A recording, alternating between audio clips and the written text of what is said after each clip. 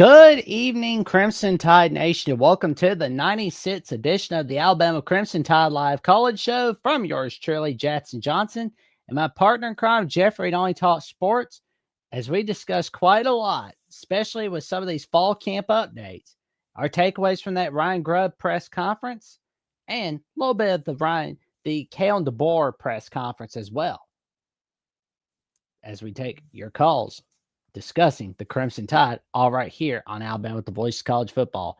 And let me tell you something, folks. You're going to be in for a wild ride, all right here on the 96th edition, as this episode is presented by FanDuel.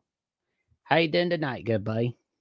Doing good, Jackson. Definitely excited that football is returning. Got the Hall of Fame game on.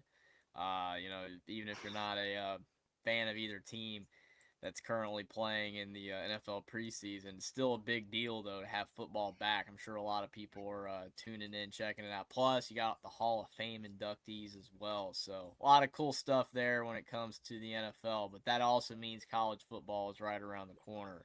So, it's definitely a lot of people I know are starting to talk about football in general, NFL or college football, and Alabama football is no exception. You got press conferences, fall camp starting. It's in the air, man. Football is returning, and I'm very excited. There we go, and we got a great chat tonight. We got Cade the Diesel Freak, as always. We've got Michigander telling everybody to smash the like button to anyone who's watching. Come on in, come on in. Tell your friends, family, and the cashiers pubs about the magic we're making all right here on Alabama with the Voice of College Football. The IT guy is here. Good to see you. Good to see you, Sergeant First Class Auburn. Michigander says we all love the preseason games till the first games are over. And then we're totally over preseason games.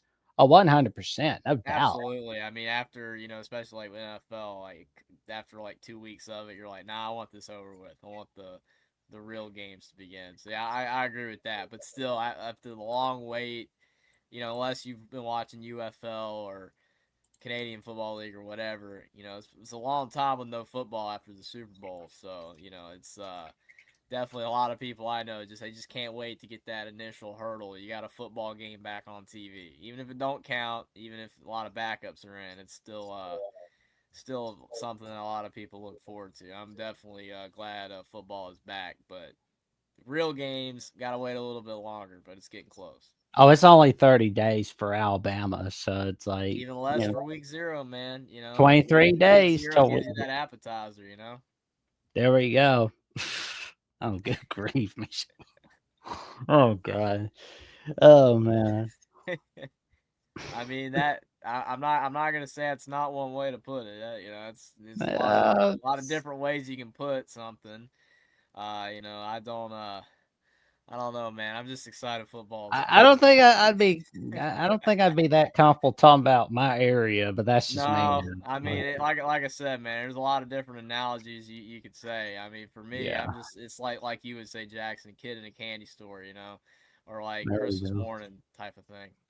Oh no, there we go.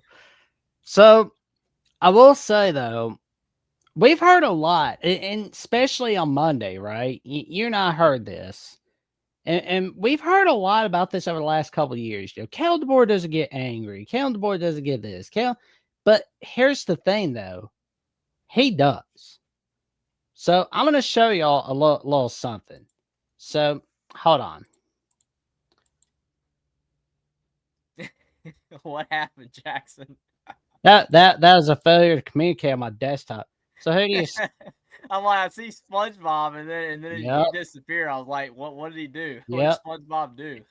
Well, everybody knows who this little guy is. And you know this guy. If you watch Rocco. Nice, yep. You've been hearing me talk about this character, of course. Yep. And some people, we all have that one relative that watches this guy, Andy Taylor. Nobody. That show's never going away, man. It will always have reruns. But here's why I bring this up. You think that because they don't flip out or they don't get angry, that means one thing. Oh, they don't flip out. Nothing gets done. Well, here's the thing.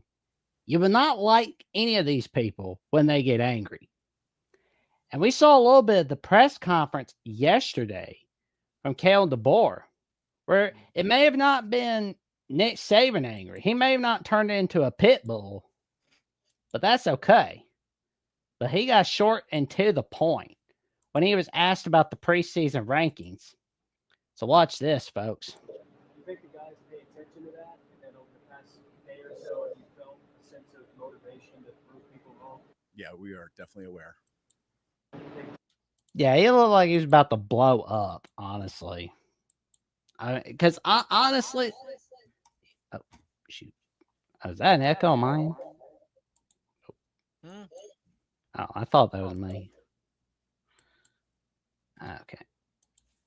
Anyway, but that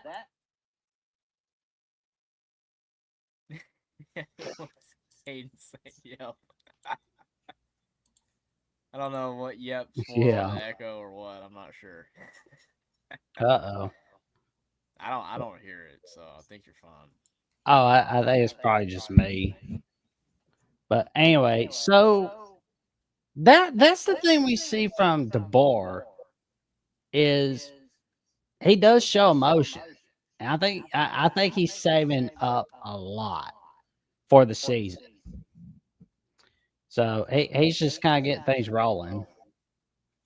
Well, I mean, like, definitely, it's just one of those things. Like Nick Saban, he got asked about, you know, the quarterback situation years ago when we had the QB battle. Like, who was it gonna be, right? And he was like, "Quit asking me." You know, that's an iconic moment with Nick Saban. It's like a lot of people, you know, that's what they think of. You know, like Nick Saban having those iconic moments. The Citadel moment when he was, you know, and they were going into that game like this game matters like all the rest. And then they're tied at half, you know, and then he's like, "See, this is what I was talking about," type of thing. And then they, you know, ended up blowing them out in the second half. But I think, you know, Nick Saban had those iconic moments of, you know, frustration that he, you know, showcased, that he verbalized. Whereas DeBoer, I mean, he's been restrained, he's been quiet. I mean, I think that is probably more of his nature versus Saban. Not everybody's gonna be like Saban. Not everybody's gonna have, you know, the same, you know, disposition. I feel like though he definitely can see. I don't want to say the cracks, you know, showing. That's not necessarily the right way to put it. I don't think. I mean, I just think DeBoer, he knows the situation that he's in. I mean, Alabama knows the situation that, you know, he's in and the team is in, but they have put confidence in him. They have showcased that they believe that he is the right guy to be the leader at Alabama. That's why they gave him an extension. He's not on the hot seat right now, even if fans put him on one. He's not on any hot seat. Alabama has fully backed Kalen DeBoer. But when you get asked questions over and over again about, you know, especially this offseason with Alabama's questions and Alabama's, you know, being ranked lower and are they still, you know, a title contender type of program, type of team? Yeah, it can get frustrating. But I mean that is the nature of being the head coach at Alabama. Kalen DeBoer knew what he was signing up for. But I think that's just him slightly pushing back. I mean, it's not, you know, him, you know, like he's not giving up, he's not, you know, backing down. You know, and I think that is a good thing. I mean, like you said, Jackson, he's not gonna, you know, go full Saban mode or anything, but I mean, he's gonna, you know, showcase like, hey, like, you know, we know what's going on here, but you know, we Oh, have yeah. to, you know, outperform the expectations. I mean, Alabama in a roundabout ways, in kind of a semi, you know, unique position. You know, I can't say fully unique because Alabama's had seasons before in the past where they were not highly, you know, ranked or highly thought of coming into the season. But at least for the modern era, at least for young Alabama fans, this is like the first season since 2010, 2009, where Alabama's coming into the season where they're really not thought of as a title contender. And they are ranked outside the top 10. Even though the coaches poll did rank them a bit higher than some of these preseason projections. We'll see what the AP poll does. And obviously with CFP, when that comes out like later in the season, like where Alabama's going to ultimately end up being. But it's like Alabama's just not in the position that they're used to being in, top 10, top 5. So Kalen DeBoer knows the situation, and again, that's what reporters, are they're gonna I don't want to say pry on that or like take advantage of that, but I mean they're doing their job. They want to get a reaction. They want to see what DeBoer, what's on his mind to like turn this thing around. Even though it's not a massive turnaround, it's not like Alabama's falling like Clemson, but still like this, they're at a bit of a crossroads. Is Alabama gonna from here improve and become that title contending program again, or are they gonna keep sliding down? So I do like that DeBoer responded, with what he said, and hopefully, his conviction, and hopefully he will, be. I don't want to say more ready to lead this year than he's been before. I'm not saying he wasn't the previous 2 years, but like now that he's been at Alabama and this is his third season, be confident in navigating the SEC with this, basically all new team, that is all his. Like before you had a lot of Saban guys, but now it's like they're all his guys. All the portal guys that they brought in, they're all his players that he wants in his system. How all that works out. He's gotten a lot of new coaches. It'll be interesting to see, but I mean, like you said, not like Saban, but I mean, he can definitely, still get a little frustrated. Like SpongeBob's a great example because especially early Yeah. SpongeBob, man. I mean, when he got mad, sometimes it was funny. Oh, Like, especially on the spare dime. can you spare a dime? Or the one with the episode when they did the pirate ship or ARG, when he's like, Mr. Krabs, I want to go to bed.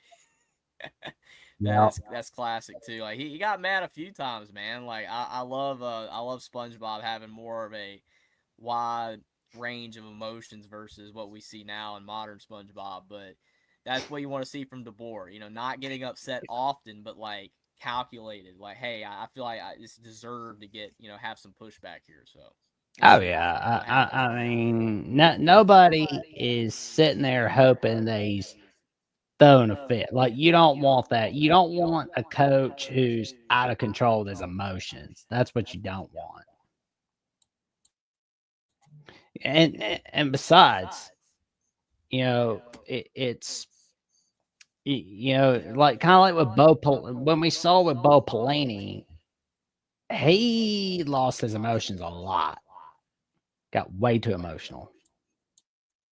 I mean, the Bo Pelini situation. I know it's not what the point of the show is. With talking about DeBoer, but since you brought him up, I mean, his situation was very interesting because he's a guy that had success. Like obviously, he wasn't nowhere near as good as Osborne and really even Frank Solich, but like he had a good record, but he had those incidents. So it's like it's semi understandable why Nebraska let him go, but then at the same time, it doesn't make any sense because he was winning a lot of games. He was like Gus Malzahn, but even a little bit better than that.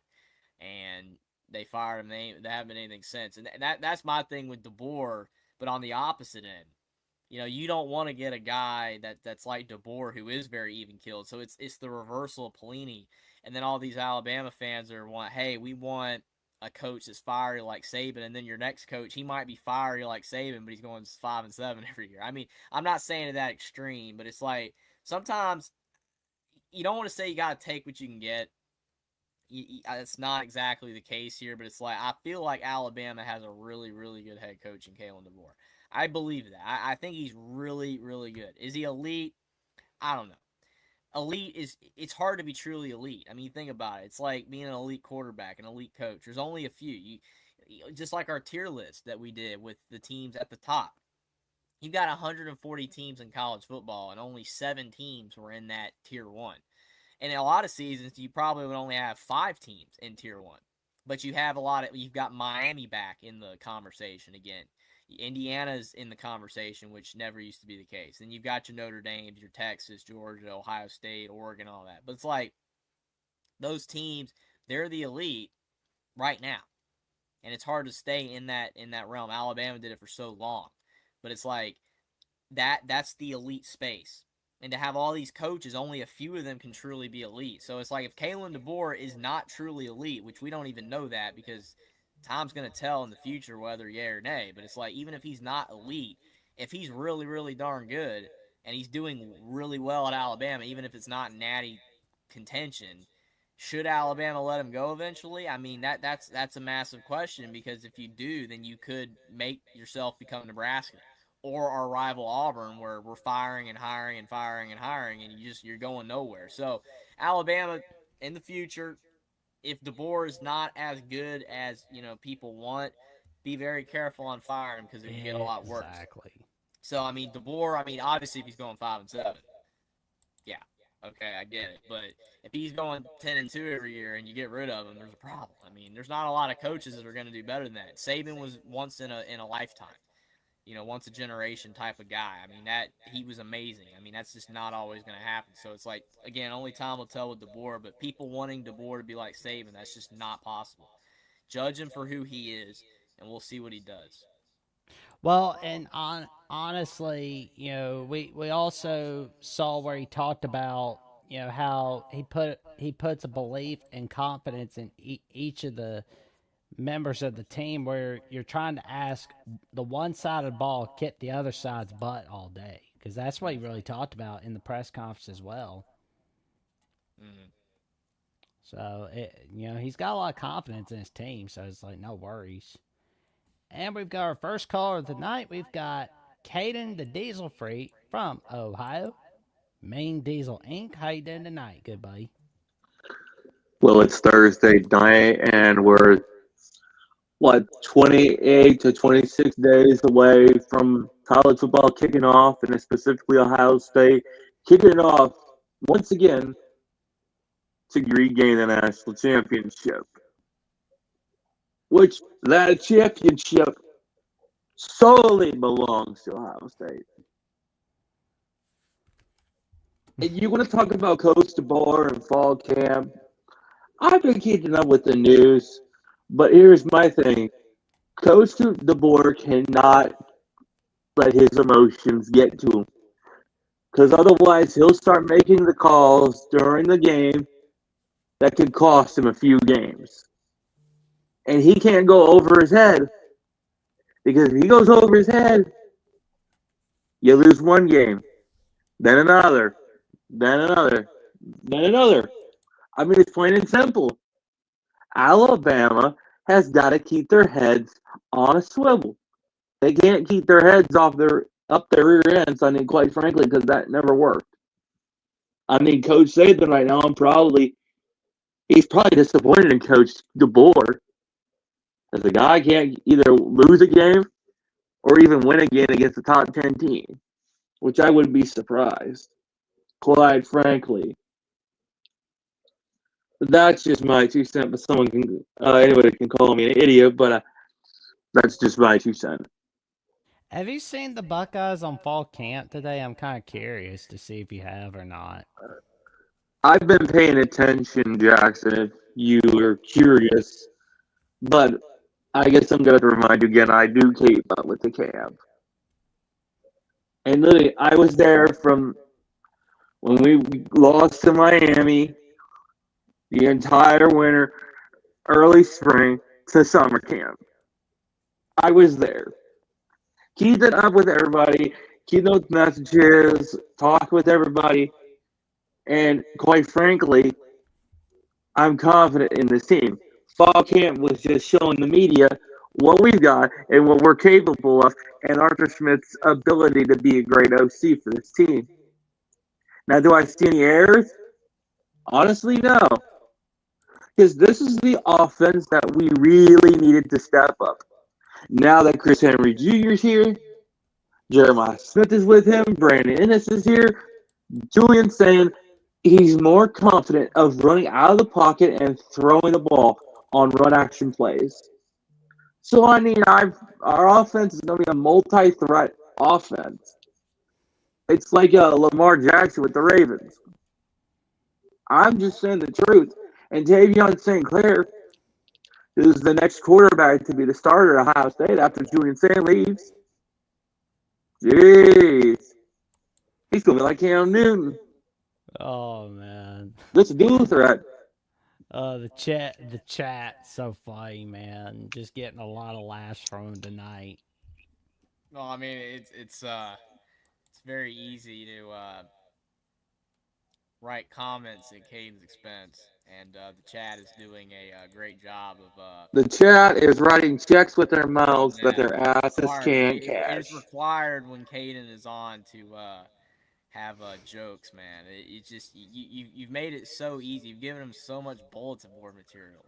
So we appreciate that, Caden. Well, Jeffrey, the chat is writing checks with their mouths that their asses can't cash. I don't see any checks, man. I just see a whole lot of It's a words. figure of Pretty darn speech. funny. You ever heard of the saying, Jeffrey? Quite I frankly, I know don't it's think a you. figure of speech, but when you say it, it sounds literal. I was saying it figuratively, you idiot. Yeah, just like when you said about Ennis and Henry and Sayan and all those guys, that was all figurative too. That was literal. No, it's figurative. It literally the entirety of it is figurative. And I can have a civil discussion with fools and buffoons. Hey, I love how you And switched I from a wonder, truck to a tractor on your profile pic, though. That's kind of cool. well, I've got an extensive picture from the summer, and especially doing a lot of odds and ends for the boss. So, and it's the extra perks. So, I mean, I really can't complain. But, by the way, 26 days till Ohio State kicks it off, and 28 to 26 days till Miami kicks the hell out of Stanford. I I'd thought like that to was mention 29 days until Miami Stanford kicks off in 29, but February. 29, but I want to honor Miami legend who has a special place in my good friend's heart, and especially in my heart. The late great Sean Taylor, There you the go. godfather of safeties, the guy who made plays famous, especially that '06 Pro Bowl when he knocked out Brian Mormon. Jeez, now that's what a true safety should be like. Sean Taylor, versatile but a freaking assassin. The NFL and the NCAA don't have anybody else that caliber. They're a one and far and few. So rest in peace, Sean Taylor, a legend, and you know what? There is no other safety in the NFL or in college football that's like him, and I don't believe that there is. I mean, his younger brother maybe, but we'll see. And I've been keeping up Jackson with his younger brother on social media. So it's going to be interesting to see if he does commit to the University of Miami, which a lot of people are saying he is going to. And if he does, Miami's going to have the youngest brother, well, the younger brother of Sean Taylor, which I'm quite frankly say, is he going to step up or is he going to be the one guy that Hey is separate from Jackson, his brother? when he says he's hanging out with the guys on Ohio State, that's what he means right there. Is he's just checking their Twitter profiles and social media profiles and all that. Yeah, that's him hanging out and talking with the guys or whatever. I mean, it's just like I don't know, man. I mean, dude, it would be so awesome to Oh man. believe that you know all these guys, man, but it's just in reality, it's just not a fact. It just there's no way. I mean, we actually have people on the ground, okay, that me and Jackson know that do go to these things and do know all these players, and you act like you're tighter with the guys than these guys. And it's like it's just in reality, it does not make any sense. I mean, it's not in actuality. It's just not feasibly possible for you to Oh know all man. these guys. I mean, because Hey, if Jackson. they knew you, man, all of them would be following you on social media. There would be like pictures of you and them, like hanging out and stuff.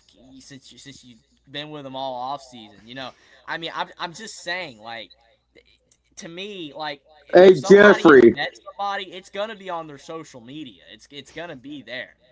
Like you haven't even Hey, tried to Jeffrey. AI or anything. It's If like you're asking, why don't you ask the photos I sent to Jackson? I sent him some photos. Okay, oh, okay. And let's skip Why the are you always Godfather. sending stuff just to Jackson? Jackson he just gets tons of good Because stuff. you He just don't gets follow tons me of on messages, Twitter, pictures, Jeffrey. all this garbage. I mean, why, man? Why Jeffrey, is Jackson you never follow me on Twitter. You block me on Discord. So I mean, it's your fault in the first place. And let's skip the Godfather super chat. We don't Yeah, care about it. let me Good read that for a freaking grief. sec. Yeah, Kate. Can we skip Kate, it, I'm gonna read Jackson? it. I'm No, gonna read. we're not skipping. We appreciate the Godfather of the SEC, the original member of Alabama, the voice There of we college go. football. We Jackson has to read this. Oh yeah, and this for $9.99 super chat where he says, "Caden, stop eating lettuce and jalapenos. You have diarrhea of the mouth." Well, Godfather, we appreciate that $9.99 super chat. For those coming in to the show on Alabama with the Voice of College Football, the college show Thursday nights, Crimson Tide Live Monday night, 6 p.m. Central Time, 7 p.m. Eastern Time, and on the Primetime Live show with Kelsey and friends on Tuesday nights, 6 p.m. Central. If you want your message read, have a good chance of having it being read, put it in a super chat.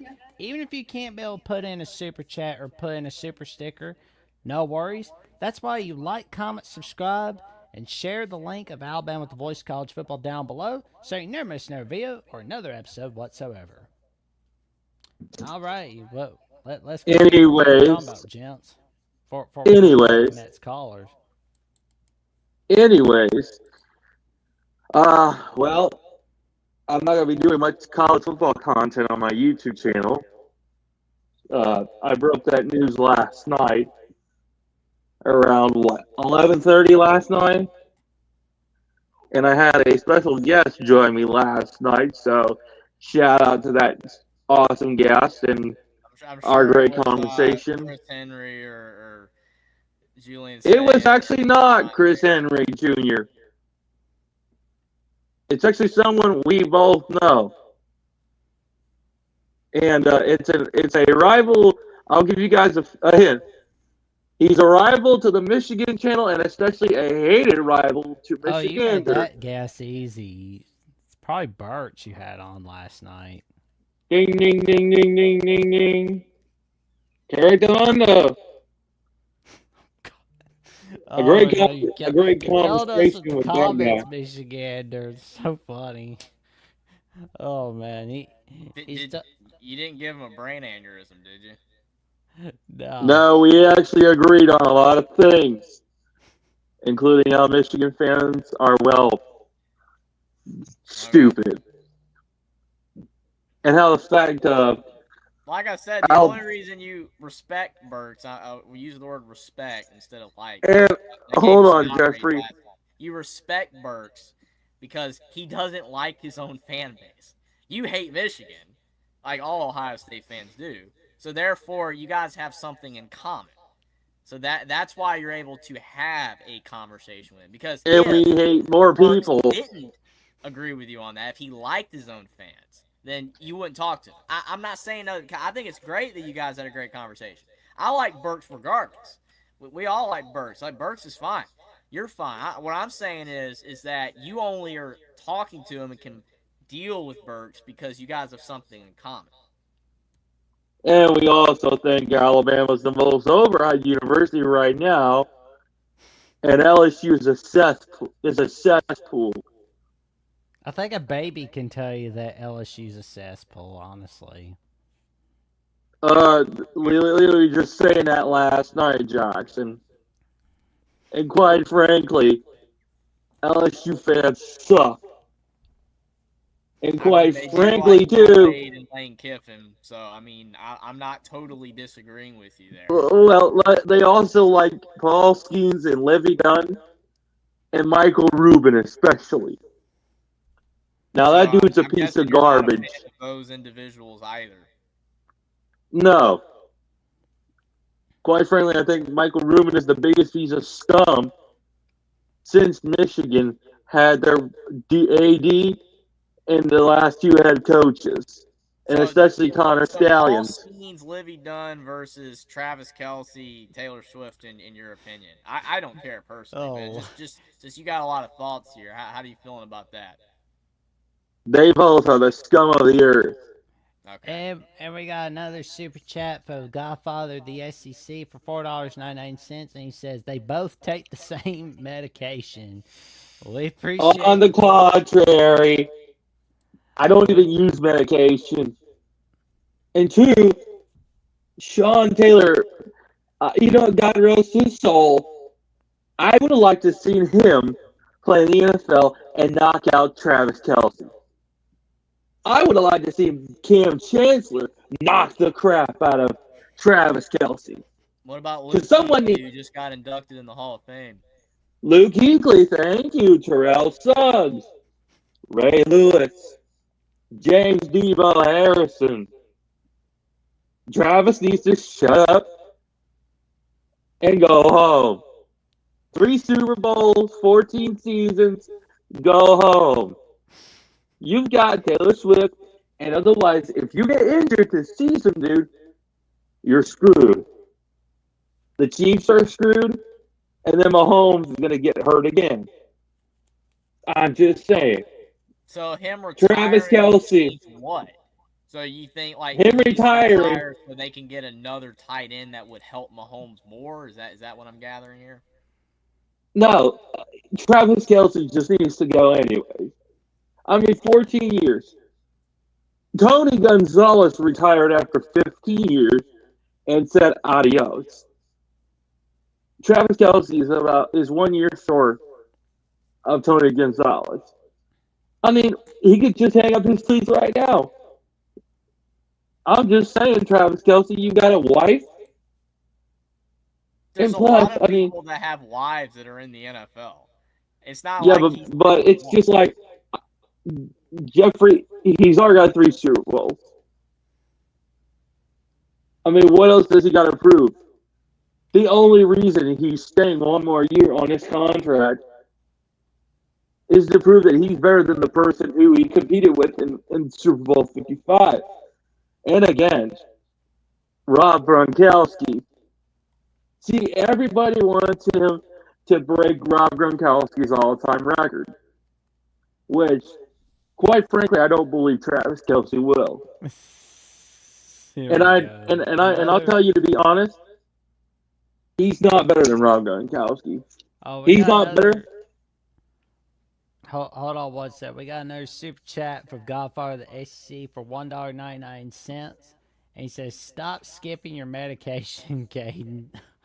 Oh, man, we appreciate the $1.99 super chat, good buddy. Oh, man, that's fun. More idiotic messages from the Godfather.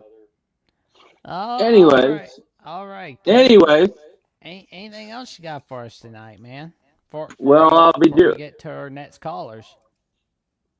Well, I'm the only one on right now, and quite frankly, besides you two, but I will be doing more farm content. I will be doing some unboxing videos coming up, doing some product reviews, and I think it'll be awesome. You changed your channel from a sports channel to a product reviews channel? But also be it'll possibly have some vlog videos, so you'll be able to see what goes on with me. You're basically turning your channel to the life and times of Caden the Diesel Freak. So whatever you do, you go to Walmart, probably make a video on that, or you go to, I don't know, the 7-Eleven or the football game, where you take a picture of Chris Henry Jr. from 200 yards away and we're hanging out. I don't know. I mean, that's cool. I'm not against that. It's not a terrible idea for kids. Well, actually, there will be no videos from Ohio State. So this is a second channel, or is this your actual main channel? You're not. This is my main channel, only channel. And quite frankly, I'll be doing more content from the farm, on the road, and day in the life vlogs, some day in the life live streams. So I'm going to catch up with everybody. If they want to come chit chat with me, I'll be live from the truck dealers, supply shops. Oh, I what can I love think? it. I love it. That's so funny. The Home Shopping Network. I mean, that would actually be a good title. I like it. The Home Shopping Network. That's the $1.99 super chat from our good buddy Godfather. I would have never thought in forever that Caden would be doing that, but that's to be determined. I'm not fully buying it because we've heard Caden say a lot of other stuff that turned out to be phony baloney. We need a new We'll see if he narrator. actually does that. I would have a hard time for seeing Caden giving up sports talk for just a vlog channel. I mean, I can see him doing a second channel that's separate and doing both. A lot of people do that. There's nothing wrong with that at all. You know, doing a vlog channel and a main channel, sports channel, whatever. But I have a hard time seeing Caden giving up the sports conversations for just turning his channel to a vlog channel. It's pretty crazy, man. But if you start making vlog videos, that's cool, man. We'll see how it goes, man. It's awesome. Well, and if you want to, and I won't promote, but Jackson Jeffrey, you know where to find me. K the Diesel Free here on YouTube, K the Diesel Free on Twitter. And let me see. Oh, Saturday's a special edition of the show. I had a special friend on a few months ago in April. A good friend of mine, known as the Honey Badger, was on while I was at a truck stop. So, the Honey Badger will be returning to my show, and we'll be doing some more cool videos. So, yeah, we'll be doing some cool shop videos. Did you say truck stop? Did I stutter? No, I'm just making sure. I mean that you did a video at a truck stop with who is this person? Honey Badger is a brother from another mother. Good friend, and well. So it's a guy. Yes. Cool. Long time brother from another mother. How did he get the name? Well, he goes by Honey Badger. What? I go by the Diesel Freak.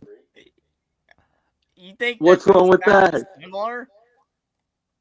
I mean, I'm sure like most people probably don't. They're not thinking of a brother from another mother when they hear the name Honey Badger. Honey Badger. I mean, does he like honey and hunt badgers or root for the Wisconsin? He does hunt, and he's a truck mechanic. Oh man! And one of the baddest truck mechanics east of the Mississippi. Right, he was working on a semi or something. Oh, it's his family's trucks I work on for a living, and quite frankly, you'll be seeing more of them vlogs coming soon. So I pay attention, but I know you won't. But I'll always give you guys a free invitation because you're always interested since you want to be so curious. So, I mean, Jeffrey, you're asking me, so I'm giving you a free invitation. Oh, Lord. And yet you don't show up. I mean, you tell me you want to view my channel, yet you don't. I mean, quite frankly, I don't know what you're doing either way, but hey, I'm always going to give you a free invitation. I give Michigander Godfather a free invitation. Heck, I give Jackson a free invitation. Anytime. So, I don't know what y'all... about Will and D and Sports Talk with Austin? Will and D, Sports Talk with Austin. It don't matter. Y'all can show up, but I know y'all won't. Okay. Quite frankly, Bert and I were just talking about this, and I was saying, I doubt Jeffrey would come on my channel if I went live or posted another video. I doubt it. Quite frankly, I know that for a fact. But all right, Kate. Well, we'll go Honestly, ahead. Michigander, I think it's either Hollywood Caden because he's trying to act semi-reformed here. He hasn't really gone off the deep end too hard, or it's that guy that he was talking about when he was down in Florida at that certain restaurant, and he was talking about how they run away from him or something. And Jackson knows what I'm talking about. Oh yeah. It's one of the But two. I'm not sure. I'm not sure which Caden we got right now. I'm trying to figure that out, but it's starting to get a little confusing. You know, I mean, there's just so many versions, man. He's Jeffrey is so freaking confused. I'm not He's like, confused, man. I think you're confused, but I mean, I don't know, man. I'm just trying to. Jeffrey is confused and he's going into conspiracies. Oh, Cadence this, Cadence this, Cadence this, Cadence that. Oh no, I Dude, can't figure out what's you going on. remember when Oh, I'm you were lost. writing as your girlfriend, and it was literally you writing because you were writing the exact same way. I mean, you weren't even switching the point of view. Literally, you were literally saying like from your person the exact thing that you said as you as her, but it was still you. That literally right there made everyone in chat know it was just you. I didn't even have to say it. I didn't even have to be like, all right, we know that Caden is like not telling the truth right now. Literally, everyone in chat was like, all right, no way. You know, that's Caden right there. I mean, I'm not confused here. The Still only conspiracy, confusion is Jeffrey, which but personality you are right now. That's the only slight, confusion that we're having. But we know it's you. I mean, Oh, I don't know about any of those other people you always are talking about, but we know it's you. I mean, but uh, you know where to find my YouTube channel, Jeffrey Jackson, don't you? yeah. But we'll I always see tell soon, you, man. I'm never hard to find. I'm right by the cemetery, so y'all know where to find me. And talking about in real life or on YouTube. YouTube's the cemetery, so I'll just say figuratively, you know where to find me. But The cemetery, my leave it with this. Roll, Buckeyes, roll. God. And a And roll let's get that tide roll. national champion. There we go. Yeah, he gotta go night night. All right. And we got $1.99 super chat from Godfather where he said, "Hello, Tidy Bowl." Man, that's funny. Oh man, this is a good night tonight. Oh man. Oh man.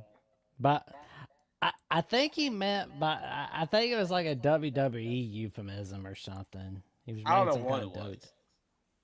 I have no Right idea. by the cemetery. I was just trying to figure out if he was talking about that he was right by a cemetery on YouTube or in real life. I don't know how you could. I mean, I guess like he could be watching a video like he's here, and then over here there's a cemetery, or if he's actually right by a cemetery, or again it could all be just made up in his head. As well. I mean, like I said, that's where the slight confusion comes in, man. I don't know. I mean, maybe we'll never know, and sometimes it's okay not to know. It's all good. I my favorite part of that whole conversation that we just had though was at the end when you just cut him off and you just said, "There you go." that Yeah. that's perfect, man. Like we Well, he has to appreciate go Kaden for night coming night. on. We'll We definitely always have you back appreciate. on next week, Caden. We do appreciate the invitation. I mean, for real though.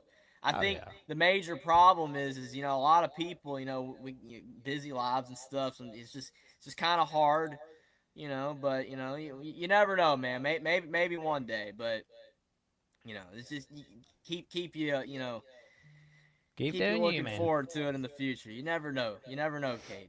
You never know. Oh man, oh man, the You never know. chat's so funny, man. Like they're taking this show a wild ride and we're loving it. Oh man. But yeah, of course, like this show is presented by FanDuel, where you can get some top-notch predictions. In college football, that feels good to say. College football, NFL, NBA, Major League Baseball, all right there. And we'll just go over a little bit of some little fastest minute or so. Here we go. Oh, that's not good. Huh? I couldn't connect. Oh well. But we'll go ahead and tell you, that tomorrow's games, of course. Oh, there we go. This feels like a Three Stooges cartoon tonight. Yeah. So National Hockey League. Yeah, I know nothing about that. I want to bet on the Braves, but I Hockey's can't. over. Yeah, but they're starting back up day before my birthday. So that's on a Tuesday. So on September 29th. That's not a very long off season. No. Pretty short, honestly. The Stanley Cup was not that long ago. Yup. So it is just, yeah. And just kind of like looking at the odds, we see that USC is a 38.5 favorite against San Jose State. And I mean, that's not surprising at all. Oh, yeah. San Jose State. I love early in the college football season when you get those ridiculous spreads, when it's like 50 or whatever. Because, I mean, you never see that in the NFL. You never see that in any professional sport. Like, all the spreads are pretty close. Like 5, 2, 8 maybe at the max. But, like, in college football, even college basketball, like, to see a spread of even like 30 is a little bit of an outlier. I mean, yeah, early on when you're playing bad teams, you see it, but in football, you get these 50-point spreads, sometimes 55, and it's hilarious. And the over-under is 60.5 for USC San Jose State. And that means they think that San Jose is going to put up 21 against USC to even match that. So, I mean, if USC is a 38.5-point favorite, then San Jose would have to score like 22 to reach 60. So that means that the odds are not – they don't believe in USC's defense necessarily. Still not buying it. Because if they did, then they would not have that over-under being that high with the spread as what it is. Well, we've got, and USC, they'll definitely. I don't think they'll beat the spread, but they'll obviously win it against San Jose State. I'm gonna go with the money line on that one. I mean, right now I would say that'll be like a 45-10 victory over San Jose State. I almost feel like a cover. Yeah. So I feel like San Jose State most likely will cover that. Yeah, I mean, they kind of make it too easy for San Jose State to beat the spread, honestly. Well, I mean, it's the same thing with some of those Ohio State games or whatever, where they're favored by like 50 to 55. And it's like, picking a cover there is not crazy. Because, I mean, a lot of times you don't see them putting up 70 or 80. I mean, Ohio State, Alabama, some of these teams easily can put up 70, 80 points against some of these teams. But they don't because they just put in all the second and third string guys, and they just kind of, take their foot off the gas. And then late in the game, the other team gets a touchdown that don't matter, and then they end up, instead of winning by 70, they win by 50, and then the team covers. A lot of those Scott Van Pelt bad beats happen on those type of games where the team just kind of quits. I'm not saying they quit, but they could have throttled them. Could have won 90-0, but they just choose to not put that much more effort in a game they already have, so they just win 52-7 instead of 90-0. There we go. And we've got our next caller of the night. He is the host of the Southern Sports Scene, the one and only himself, Lucas Hill. How you doing tonight, good buddy? Where the hell is everybody? We've had one caller tonight. It's Caden, and that's it? Yeah, maybe they're watching the football game. I don't know. I forgot the Hall of Fame game is on tonight. I haven't watched the NFL in like 3 years. Probably longer, honestly. There's a lot of people that haven't watched, certain things in a while, like either the NFL or college football. There's a lot of people that, they're just watching like more like niche things they want to watch, or will only Really? choose specific games or something like that. I don't know. I mean, it's crazy though. Like to me, I mean, there are a lot of people excited about the NFL and the game itself tonight, but it kind of doesn't seem as high as it's been in some years though. So I will say this: the only time I will watch the NFL if it's preseason. I do like watching the rookies early on in action, but then after that, I'm done. I don't want to watch the NFL anymore. But Jeffrey, you're on Discord. Yeah. I'm disappointed in you a little bit, but it's okay. Yeah, I don't, not easy. No comment. No, I mean, I'm just, You gonna Marshawn Lynch this? I don't know, man. I mean, yeah, but it's a lot of, I'm not one of the moderator people or whatever. Well, that's a good thing. You know what I'm saying? I mean, some of these people live on there. I'm barely ever on there, man. Right. Like, it doesn't I've matter. I've never been on Discord a day in my life. It mostly used to just chat with a couple people. Right. That, yeah, and that's it. Like, and it's not really, I never that really useful. used it until like 2022 because it's Yeah. like that's when I first met Jeffrey, and It that's was when I mostly first just to Yeah. chat with some people, about sports. But I mean, I'm never even on there, man. I mean, when I people just when they know I'm on there, I'm just like, okay. I mean, it's just kind of one of those things. It's like, yeah, but not really, Right.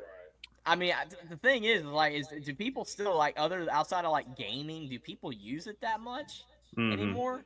I mean, I don't know. I don't know how social media is trending at this point. Like what people are using. I know like everybody says like Facebook's used by the older generation now, and like Discord is just guys that don't do anything else but are on the computer and they moderate and is gamers and stuff. That other platform that people like reading the certain different threads or whatever. People just write stuff and it's always like they're mad. Like everybody's Just go on Reddit and do that. That's what I'm saying. Like that's the platform I'm talking about. Everyone just gets mad on there, and it's great. Like you can be talking about anything. You get on college football Reddit, bro. metal. It gets crazy. Hair metal's trash, and I'm like, then why are you in the freaking subreddit then? Like, what?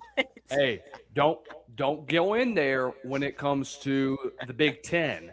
If you go in there in Big Ten subreddits, they get so freaking mad at you over the smallest thing. I don't even have a Reddit account. I just go onto there, do some research and stuff. I look at the comments. I'm just floored. I'm like, what on earth are these people even posting, and how are they allowed to post some of this? I do read a decent amount of people's comments on certain things on Reddit. Probably a little more than I would like to admit, because I feel like everybody, when you say that you read Reddit and they think you're like some crazy person, I'm like, dude, it is highly entertaining. Right. Reading what people behind an anonymous account have to say about certain things. It is like Twitter. It's just gotten to the point where it's like a lot of people just rage on there. But like Reddit is like, it's I don't want to say intelligent rage. I'm not saying it's intelligent, but like the people actually rage and they make decent points about certain things. I don't agree with a lot of it, but like when they start talking like Signetti, some of these people just have like 50 paragraphs worth of complaints about Signetti. This is reason one I don't like. This is reason two. It's funny though. Like I think it's entertaining. I think it is absolutely hilarious. I think people are going to complain more about Signetti with the comments that he made at Big Ten Media Days, and then kind of show his cards after what happened with the Notre Dame thing now. So I mean, guys, do y'all know that it is Aggie Fact Thursday today? Do y'all know who Kyle Umlang is? Who? Kyle Umlang. So he Oh yeah, he's the Texas guy on X. Yes. Today's Aggie Fact Thursday. In 2024, Bonnie Blues slept with more men in 12 hours than Texas A&M's then quarterback Connor Wigman had total yards of offense in the same season. 1,057 men to 920 yards of offense. Oh wow. So it's an interesting statistic. Second of all, did we watch the Stephen A. Smith clip? Which one, to be exact? The extension one this morning. Oh, the extension one. Oh, I've not seen it. When you get a second, if you have 4 minutes, take a listen. And then Monday, you need to get back on the show with your thoughts because I have 50,000 thoughts going through my head at this moment in time. I wish I've And seen then- it so we could talk about it, but Yeah, I'm and- not. Literally about 7 hours ago, he tweeted this. The problem at Alabama isn't the ranking, it's the standard. Nick Saban created an expectation that no one else in college football has matched. Now Kalen DeBoer has to there it prove is. that he can live up to it. Okay, well, here's the thing, though, Stephen A. Yes, he may have created that expectation, but you also have to understand Kalen DeBoer is not going to be Nick Saban overnight and take the reins and win 5+ more national championships in the span of 7 seasons. The fact that you won 10 games last year and won a college football playoff game with the roster that you had and the way that the second half of Alabama's season went last year is a freaking miracle of its own. That's an accomplishment that I think that administration in hindsight's 2020 when you initially look at it and say, well, damn, Bama had a pretty much of a kind of a down season in the second half, and then they just exploded against Oklahoma on the road in what the damn hell is their freaking stadium? I was gonna say Boone Pickens, but I know damn well that it's not that because that's No. that. I'll be going to Stillwater in Oklahoma to go see Oklahoma State play. God dog it, what is their stadium? But the bottom line, Gaylord Memorial. The fact that they went there in a very tough environment with everybody saying that John Mateer was healthy now. This is the best he's played. This is the best he's looked in a long time. Going up against that defense that has multiple first-round draft picks for 26 and 27. The fact that he went in there, Ty Simpson looked as cool as he did. Kalen DeBoer time really all year. I mean, that like I said, that's a heck of a freaking accomplishment of its own for Stephen A. to come out and say, "Oh, it's the expectations that have changed, and Kalen DeBoer shouldn't have got this extension because of it." Okay, well, what are we talking about here? You're talking about a young team that's going to go into this season. This is a roster that's comprised of, correct me if I'm wrong, mostly freshmen, sophomores, and juniors that are on both sides of the ball. And there's not a whole lot of juniors and seniors that return from this past season. So Yeah, if you're, I mean, this is a transition year. Like, Thank you. Like it's away from the Saban's gone. All the era players basically are gone outside of like a couple. I It's a think transition year. it's a this- bunch of young guys. I No think one's this expecting- year and next year is the last years of the Saban-esque high school recruiting trail from 23 and part of 24. Yeah. No one's expecting Alabama to be a national title contender this year, and that is why, in my opinion, because when Alabama gave Kalen DeBoer the extension, I was against it. I was like, why do they do that? He hasn't earned it. He hasn't deserved Yes. it, whatever, and all that. But then I look at it in retrospect, and I'm like, the reason they gave him the reason they gave him the extension is to prove that they are committed to him long term. To Yes. showcase to the recruits, to showcase to the fans, no matter what you think, no matter if they go 8-4, 9-3 this year, we're not getting rid of him no matter what. Right. Whether we win a natty or not currently, as of right now, at least the next 3 to 5 years, we're not going to get rid of him. That's what it means to me. That's what I feel that it means. Because everybody's saying natty or bust. Everybody's saying that he's got to go 10-2, 11-1 this year. The extension proves that if they go 9-3 or 8-4, he's not getting fired. Because they're Right. looking at long term, 2027, 2028, 2029. All these young guys that you're talking about, they're going to be old guys then. They're going to be seniors, going to be experienced guys. That's when maybe the title contention can occur. It's not this year. It's not going to happen. I'd be completely shocked if they're competing for a national championship this year. But like you said, this is a transition year. This is a young team. If he goes 9-3, why would we fire him? Right. Makes no sense. It doesn't. because you're talking about a roster that's still going to be young going into 27. And I think I talked to an Alabama fan earlier this week, and he pretty much kind of said the same thing. Yeah, the national media is going to bash on him because, oh, this recruiting class is bad. This is only a top 50 class. This isn't like Alabama recruiting. Well, you're also preparing that recruiting class for what 2028 is going to look like, because 2028 is going to end up being a top 5 Bama class. Make no mistake about that. But the thing about 27 is that Bama is saving their money. They're keeping that in their back pocket for what 2028 is going to offer, because the talent pool around there, 27 is really good. You have Elijah Haven coming in, who I think could take over after, I think, 27 as your full-time starter. Because I think, correct me if I'm wrong, this is Keelan Russell's redshirt sophomore or junior season, or freshman season. This is his redshirt freshman season. Yeah, Okay. his redshirt Next year freshman. would be his redshirt sophomore year. So I don't know if he leaves after next year. It depends on what 26 looks like for him. But again, you're looking towards the future. That's why you gave him this extension, because you believe in the recruiting classes that he's brought together. I mean, it's not like the last 2 years he's put together top 5 recruiting classes. Did we forget about that? Did we forget that he knows how to develop offenses as a whole? Is it a hell of a lot better than it was when he first got there? You bet your ass right. I mean, I know that you have a young quarterback with you at the moment, but the way that he's being developed right now, we're really 2 young quarterbacks at the moment.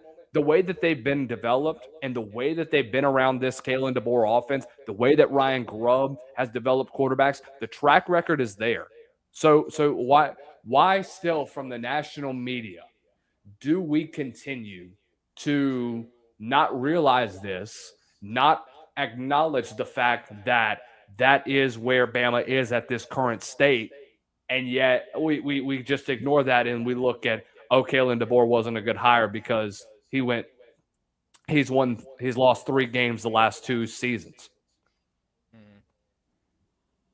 Yeah, I hate it when people throw the baby out with the bathwater on DeBoer, because it's like it's 2-3 seasons, not 5-6 seasons. Good grief! I mean, we hate knew it when this was people gonna do happen. that. I mean, it's so irritating because of how obvious the response and what's happening currently. Like, we all knew this type of reaction was gonna happen. No matter who replaced Saban, you were gonna get this response where, oh, Alabama's falling off a cliff, the next coach sucks, all this stuff. I mean, it's ridiculous that Kalen DeBoer, at Washington, he's thought of as a top 5 coach, all that because of what he did there. But then he goes to Alabama and he's made the playoffs.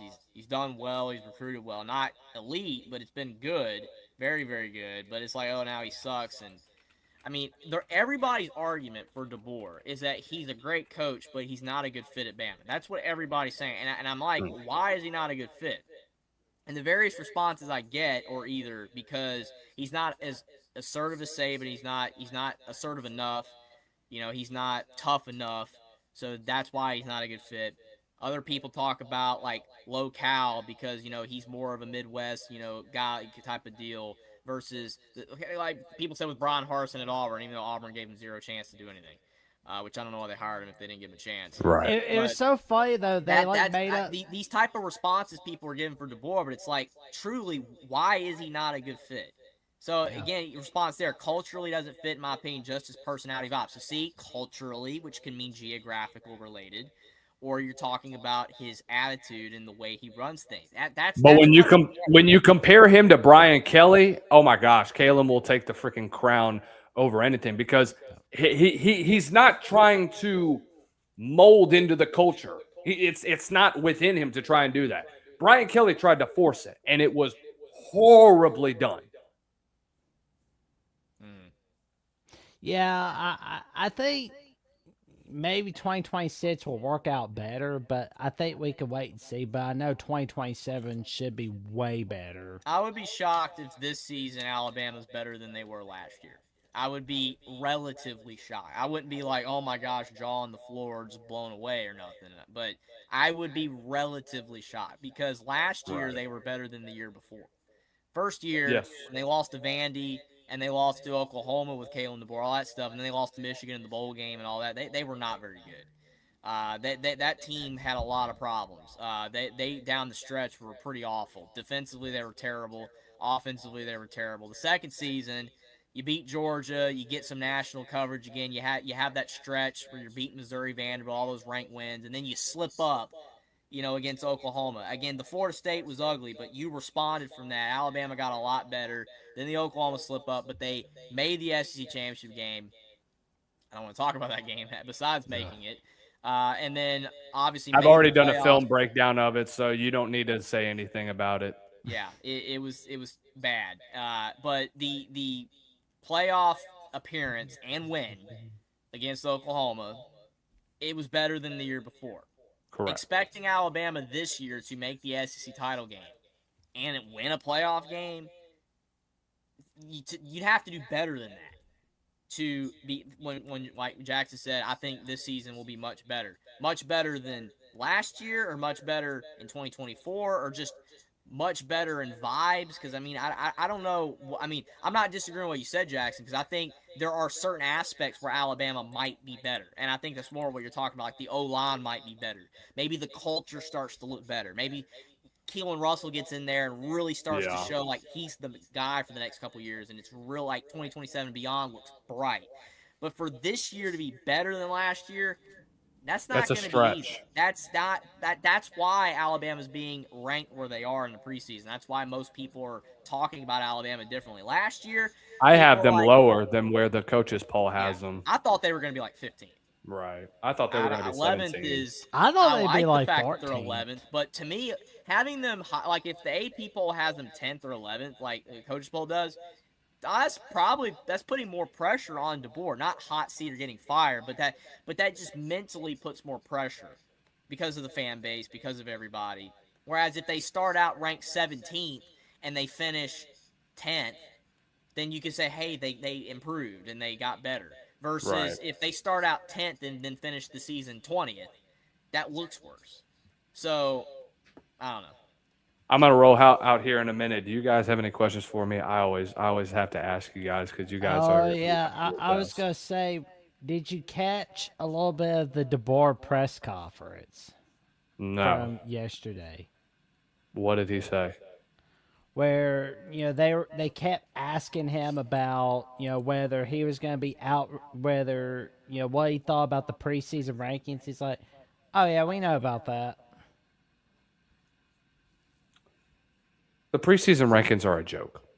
That's the bottom line. You can never fully rank teams until you get to the middle of the season, because you never have a good understanding of what a team is going to look like until you get to end of September and the beginning of October. The fact that Indiana started the season or last year at ranked number 20th and then went all the way to winning it all and going 16-0, but then this year they start out 6th. It's like, I understand why they're ranked 6th, because it's Indiana still. There is still a bit of a stigma. There's still a little bit of a bias against that type of program. And there's still people like, hey, can you do it again? I get all that. So I understand it. But realistically, if you have a preseason poll and you're basing it off of what the teams did last year and what they're expected to probably do again this year, Indiana should definitely be higher than 6th. I have Indiana at 6. That's my opinion. If you're basing it off that, because to me, Indiana at 6 is a projection that they will take a step back, which is absolutely going to happen. There's no way they can be as good as last year, right? But the point is, though, is that shows you that there's bias in the projection. So and right now, I have bias is that you're basing it off of what you think versus paper. Paper suggests Indiana was number 1 last year, so therefore they should be ranked number 1 or number 2 or whatever in the preseason right now. But they're not, because it's Indiana. So right now I have Notre Dame at 1, Oregon at 2, Miami at 3, Ohio State 4, Georgia 5, Indiana 6, Ole Miss at 7, Texas at 8, Oklahoma at 9, LSU at 10, 11 BYU, 12 USC, 13 Houston, 14 Texas Tech, 15 Michigan. There you go, John. 16 Penn State, 17 Utah, 18 Iowa, 19 Bama, 20 SMU, 21 Louisville, 22 Washington, 23 A&M, 24 Tennessee, 25 California. I like the California pick. Thank you. Very that's very plausible. I mean, California I am could be teeter good. tottering putting UCLA in there too. Yeah, UCLA is also very plausible. I mean, I don't know if you're gonna have the Signetti jump, with the James No, Madison coach, but he definitely could get him 8-4. but I do see that their ceiling is 10-2 though. I'm telling you, victory bell at the end of the year is going to determine who has the better record at the end of the year. I'm putting that out there. My bet is already secured. If you want to make money, please bet UCLA the over on their win total. I think Don't it's bet sitting at on what? USC to do anything. They'll No, just no, no, no, crap the no. bed. Not even with 15 starters returning.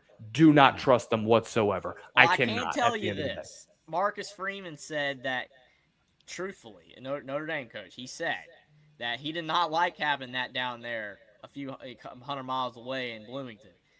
He's like, yeah, that makes it tougher on us, right? I Having know.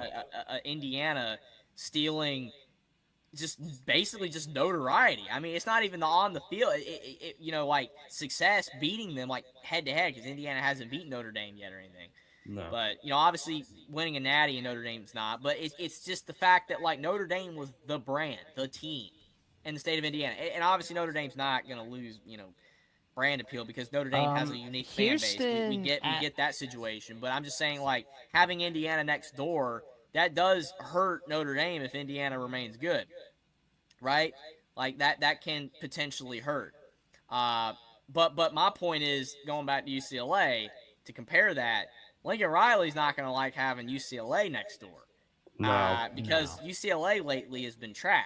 no, Yes. And USC USC's gonna get has been spanked. floundering, but it's like now that USC's trying to get back the relevancy, and Lincoln Riley's supposed to be the guy, and his seat's getting warm, and then you've got UCLA. Imagine the gut punch that it would be for UCLA this year if it happened to go 10-2, and USC went 8-4. If that happened, that would just make it look worse for Riley. It will happen. It's going to happen. I mean, just imagine. I'm telling you, it's going to happen. I'm passionate about this because I am literally putting my freaking cards down. I've never trusted USC. If Lincoln Riley is your head coach, I don't trust him. I think he nailed the coordinator hire with getting a guy like Gary Patterson. I hate the fact that D'Anton Lynn left because I thought that USC's defense last year overall was fine, but I thought in late game situations they struggled horribly at the end of the day. But I think Gary Patterson is still a fantastic football coach. I think his mind as a defensive coach is one of the best still in college football. I think they're going to be able to actually finish games this year. But again, can Jaden Mayava improve on the turnovers that he had late in those games? We'll see. I just Well, I don't know know. this. USC's just gonna have to get the cigarette and the blindfold ready for the big games this year because Ohio State is gonna show them what Halloween night's all about. Same with Indiana and Oregon. Well, that USC Indiana game is massive because I mean, realistically, I mean, if we're thinking that Indiana is going to take a step back, They're not. that's a definite like Lincoln Riley. You have this much of a chance in that game. It on paper, I guess Indiana's not as good as Ohio State. I mean, yeah, they're not because they don't have 5 stars, but based off what they did last year, they were better.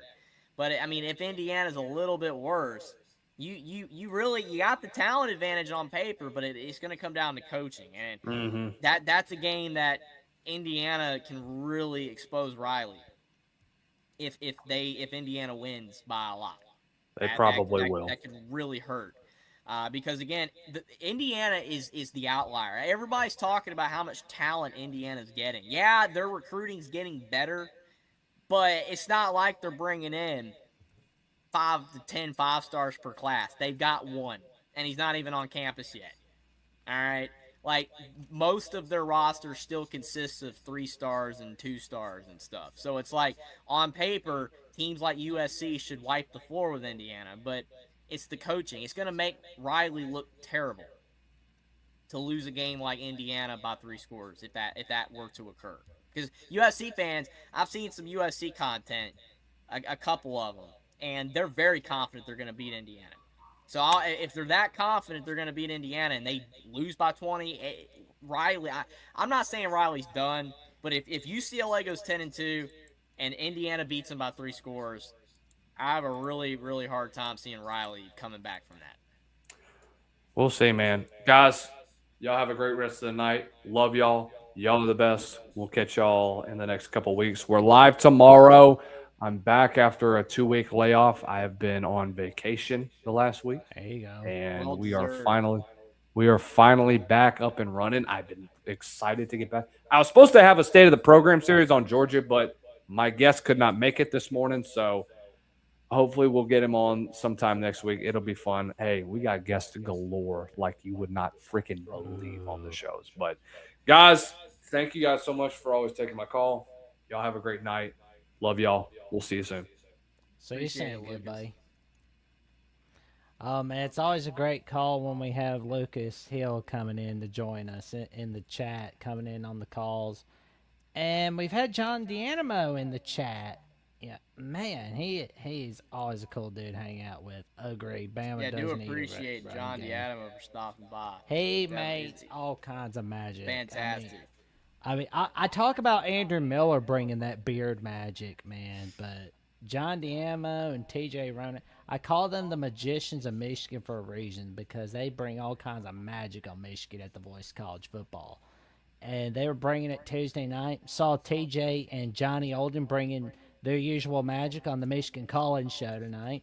It's always a magical Thursday night with Johnny Olden and TJ, and then us being the grand finale of the Thursday night lineup. So it's always a fun night. And we're gonna take our last call, but we're gonna let Jeffrey tell everybody about the magic he's making, all right here on Alabama with the Voice of College Football and on Only Talk Sports. I definitely appreciate that, Jackson. Gonna have more content coming. For real, I will have more content. Try not to slack or nothing, but football's coming around the corner. Football's basically returned with NFL, but college football's right around the corner. So I will have more content on my channel coming up soon. Preseason content. I'm sure more live streams with Will and D, and other stuff coming up to look forward to. Definitely cannot wait for the season and to talk about my thoughts on what's going to end up happening this year. It's going to be a ton of fun. Do appreciate you guys a lot. Also follow me on X as well to know when I go live on my channel, Only Talk Sports. I make videos. And also here on Alabama, the Voice of College Football.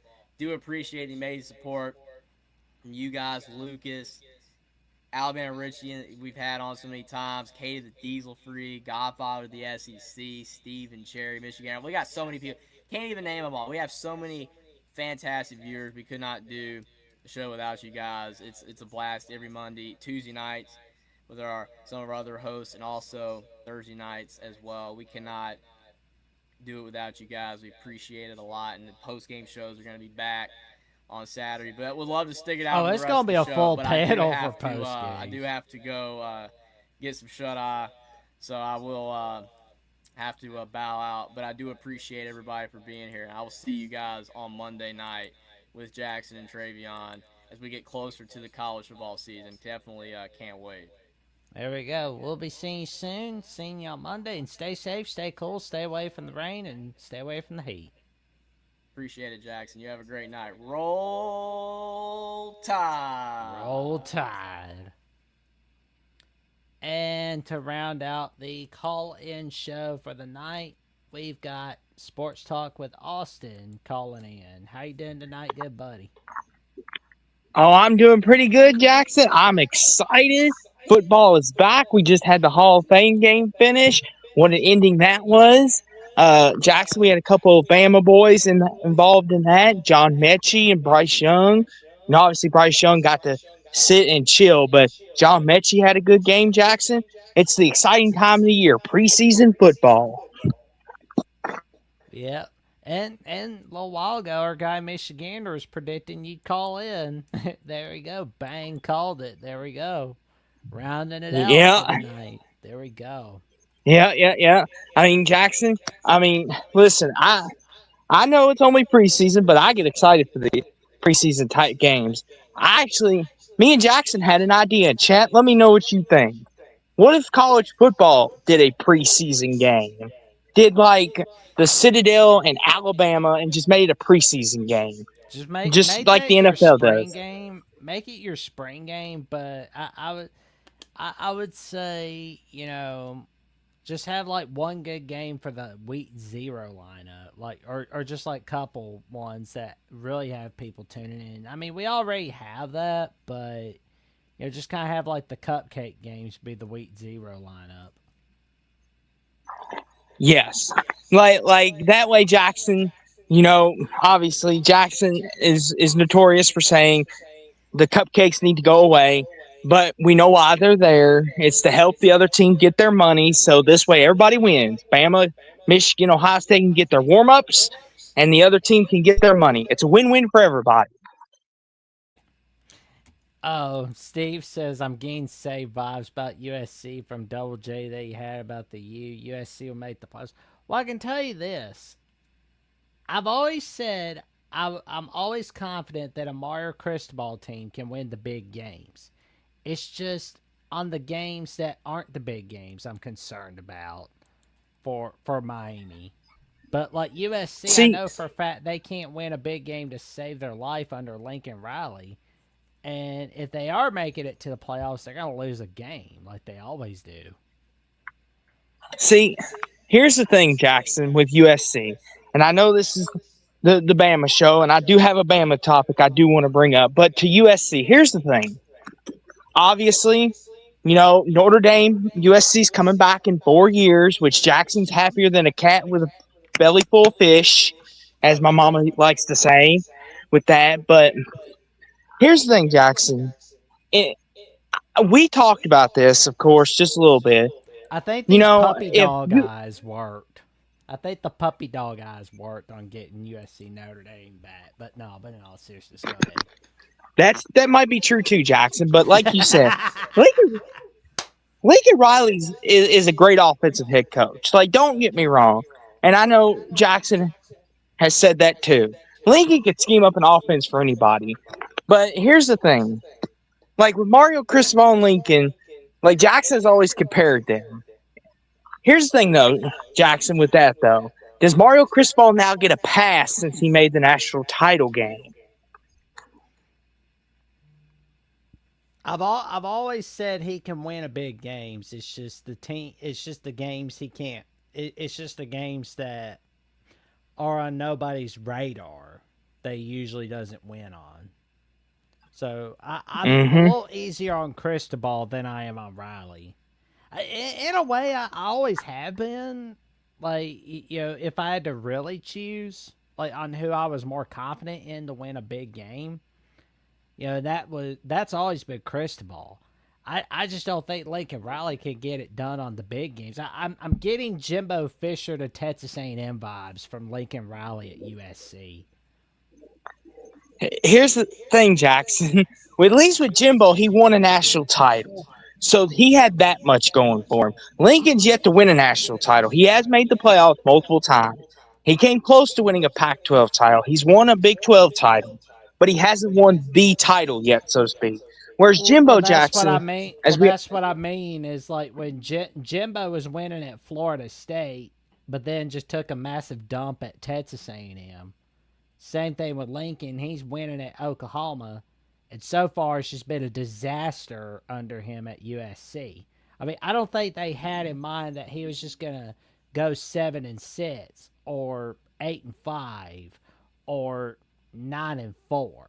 I don't think they had that in mind, and I sure don't think they had in mind blowing a 2-touchdown lead against Tulane in the Cotton Bowl in 2023. that no. But let me ask you this, Jackson. If USC goes 9-3 this year, do you think they could still make the playoffs? No, if Really? you're, So I don't, Jackson, I don't even if think they you do. upset somebody, I don't think no. I mean, look at what that did for Alabama. They beat Georgia in 2024. Did 9-3 get Alabama into the playoffs? No, I don't think it's going to be the same. Same thing with USC. They go 9-3. You're not making it to the playoffs. I mean, if you're in a 16-team playoff or 24-team playoff, then yeah, you're making it to the playoffs. But if you're 9-3, you're not making it to the playoffs. take a page from Texas from last season and Alabama in 2024, and don't let yourself go 9-3. Well, Jackson, and not all Texas fans, but they'll say that's different circumstances because they played Ohio State. That's why they didn't make it. That's what they tell us, Jackson. If they hadn't have played Ohio State, they would have made it. Which I know we don't got to go down that rabbit hole, but I know a lot of people are giving me the side eye, like they're sick of hearing it. But Texas fans keep saying it, so I thought I'd bring that up. Oh yeah, but no time for another day. But Yes, I'll say this, Jackson. It's kind of interesting how the downfall of Alabama, so to speak, is like you've got all these big people, like you've got, Doug Peterson, who's a Super Bowl champion, and all these new analysts, Jackson, and JD Pickler, and all these big guys within the college world, and people that have done great things, all have Alabama missing the playoffs, going 8-4, 9-3 in that range. Jackson, as a fan of this team, does that not worry you a little bit that they don't believe in you all anymore? that everybody's not believing in Bama. No, I think that's a good thing if the polls and the media aren't believing in Bama.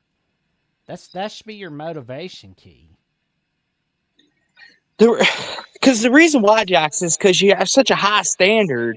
It's just like the reason why I say that, Jackson, is a lot of Bama fans are like they're worried. It's like worried about their prestige and everything that it's gone.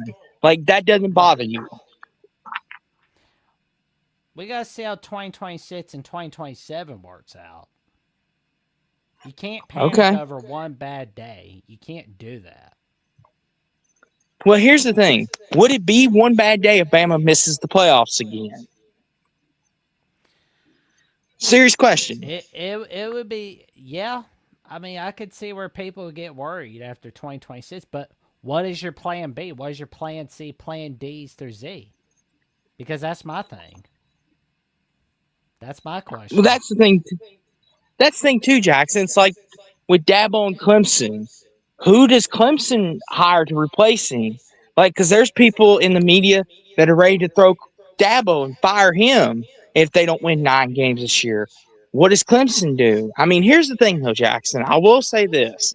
If DeBoer gets fired later this year, which, because you all missed the playoffs, I will say you'll have people lining up to take that job right away. I think. I wouldn't want to go there because I'd be like, no, I'll get fired for having one bad day. I mean, Jackson, you don't think Lane Kiffin would try to get? He's always said he wanted to be the coach at Bama. Don't say that name. I do not want him near Tuscaloosa. He knows what he did. I'm just saying though, Jackson, if DeBoer goes 9-3 and y'all throw him out on a rail, you don't think Lane Kiffin's gonna be like a fox in a hen house and be like, "Oh, bye LSU, I'm going over here now." You don't think he would? Oof. Yeah, I mean probably, but I'm just not happy thinking about it though. Hey Jackson, you could get Brian Kelly. Oh God, no. That's worse. You're not a fan of that idea. A guy that's never gonna win you the big games in the playoffs or anything. That's Brian Kelly for you. I mean, yeah. I mean, he will win.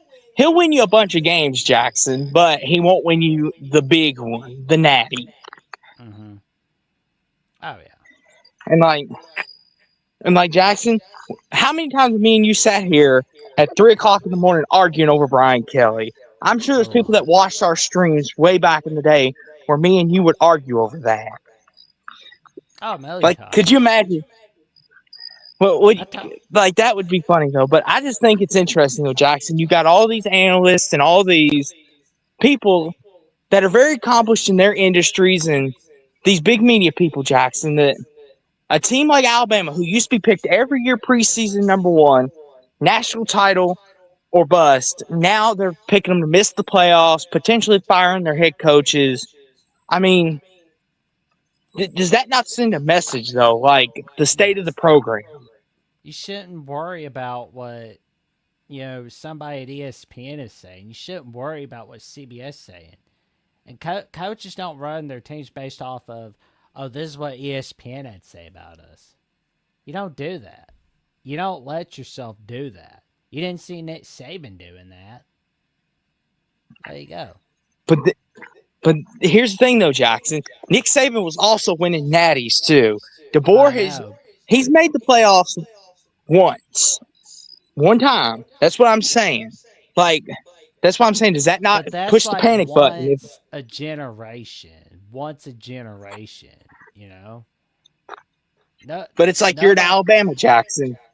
That's all. That's why I bring that up. I know. That's the thing, though. But, you know.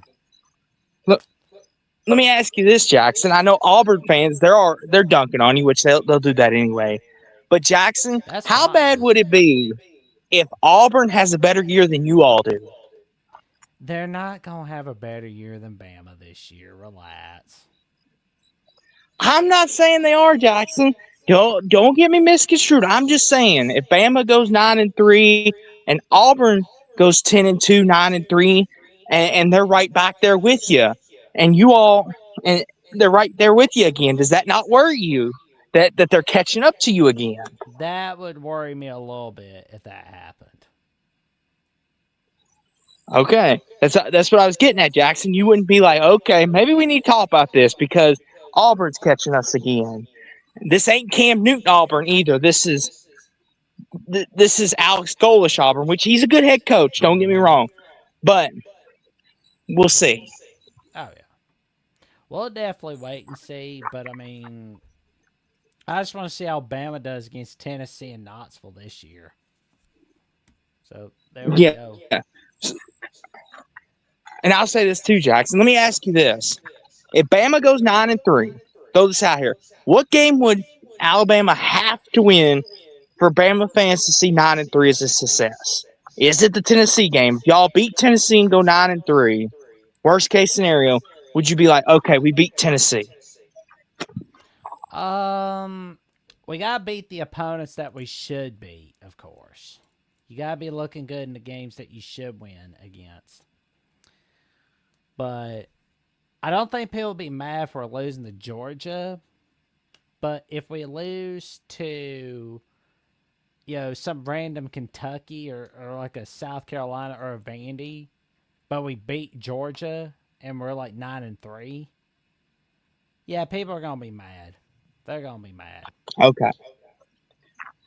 Yes, but I'll say this too, Jackson. I think for Alabama, I heard the media days and all that. The takeaways.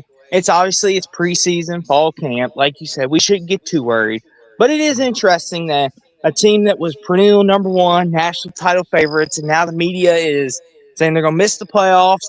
I've even seen some, Jackson, that said Alabama's going to go 8-4.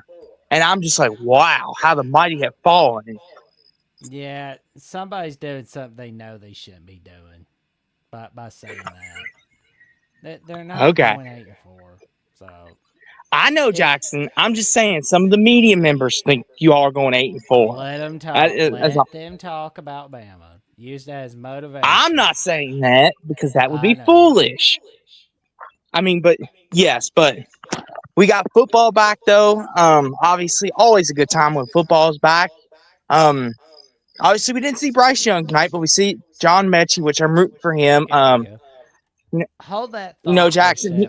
We've got another guy join us. He is the host of Locked On West Virginia. He's my partner in crime on the College Sports Insiders channel, but he made that channel though. He brings a lot of magic on there, a lot of Mountain Air magic, and you see him all over the place on Locked On, and you see him on the chat from time to time in some of the Voice College Football channels. Give it up for Mountaineer Paul.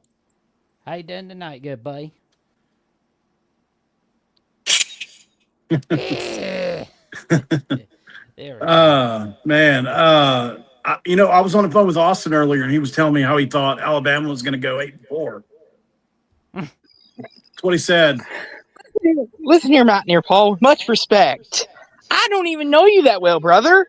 I just know that you love you some West Virginia. I don't even talk to Mountaineer Paul Jackson.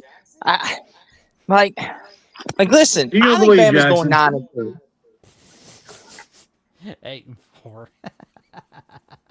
No, that's crazy. That's a crazy record prediction for Alabama. 8-4. That's nuts. I think it is too, Mountaineer Paul. A lot of it is just clickbait stuff. It's just people trying to put headlines out there. But, like, You legitimately, guys, could you find 4 losses on their schedule? I doubt it, but go ahead. what is the word from SEC country? Are you guys just as confident as ever? Or do you feel like you've lost some cachet based on the last few playoffs / national championships? I would say somewhat, SC's kind of lost some cachet, not a lot of it, but some cachet, because like they've not had a team make it to the national title since 2022, where Georgia's smacking TCU off face the earth.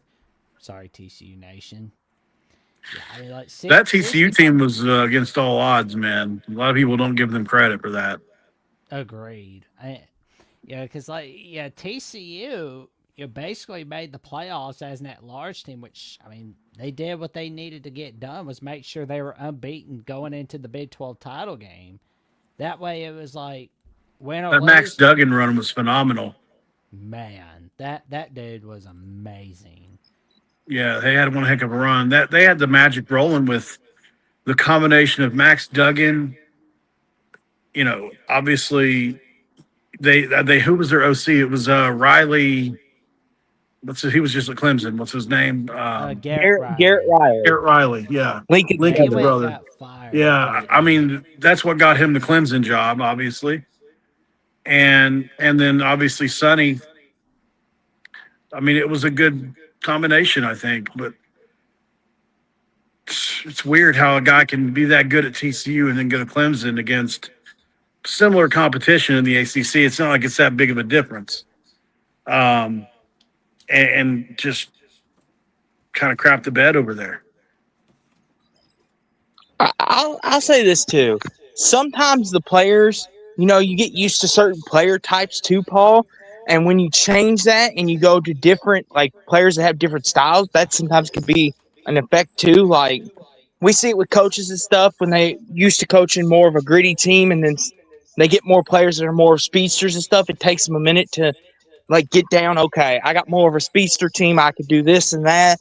Whereas this TCU team, they weren't the most talented on paper, but they had the heart, they had everything you wanted, and they had some guys that did go pro. I mean, Quentin Johnson, he's currently was taken to the Chargers. If he could stay upright and healthy, I think he'll be a really good receiver for them. They've got some guys, but that's my point with that, Paul. It's just kind of like you kind of adjust based on your abilities. Right. TCU ain't this year's Texas Tech by any means. Or I mean, that TCU wasn't this year's Texas Tech, like talent wise. This year's Texas Tech, if they made it, would be probably comparable to almost anybody, talent based on talent. Yeah, like Texas I would Tech can agree. really. Yeah, I think honestly they can really get things done in 2026 in spite of their quarterback situation. Because like one thing to really keep in mind, Austin, I know you and I talked about this last summer, where it's like when everybody panicked over BYU not having Retzloff. What did I say about their defense? Like I said that their defense could get it done, right? Yes, you did. Yeah.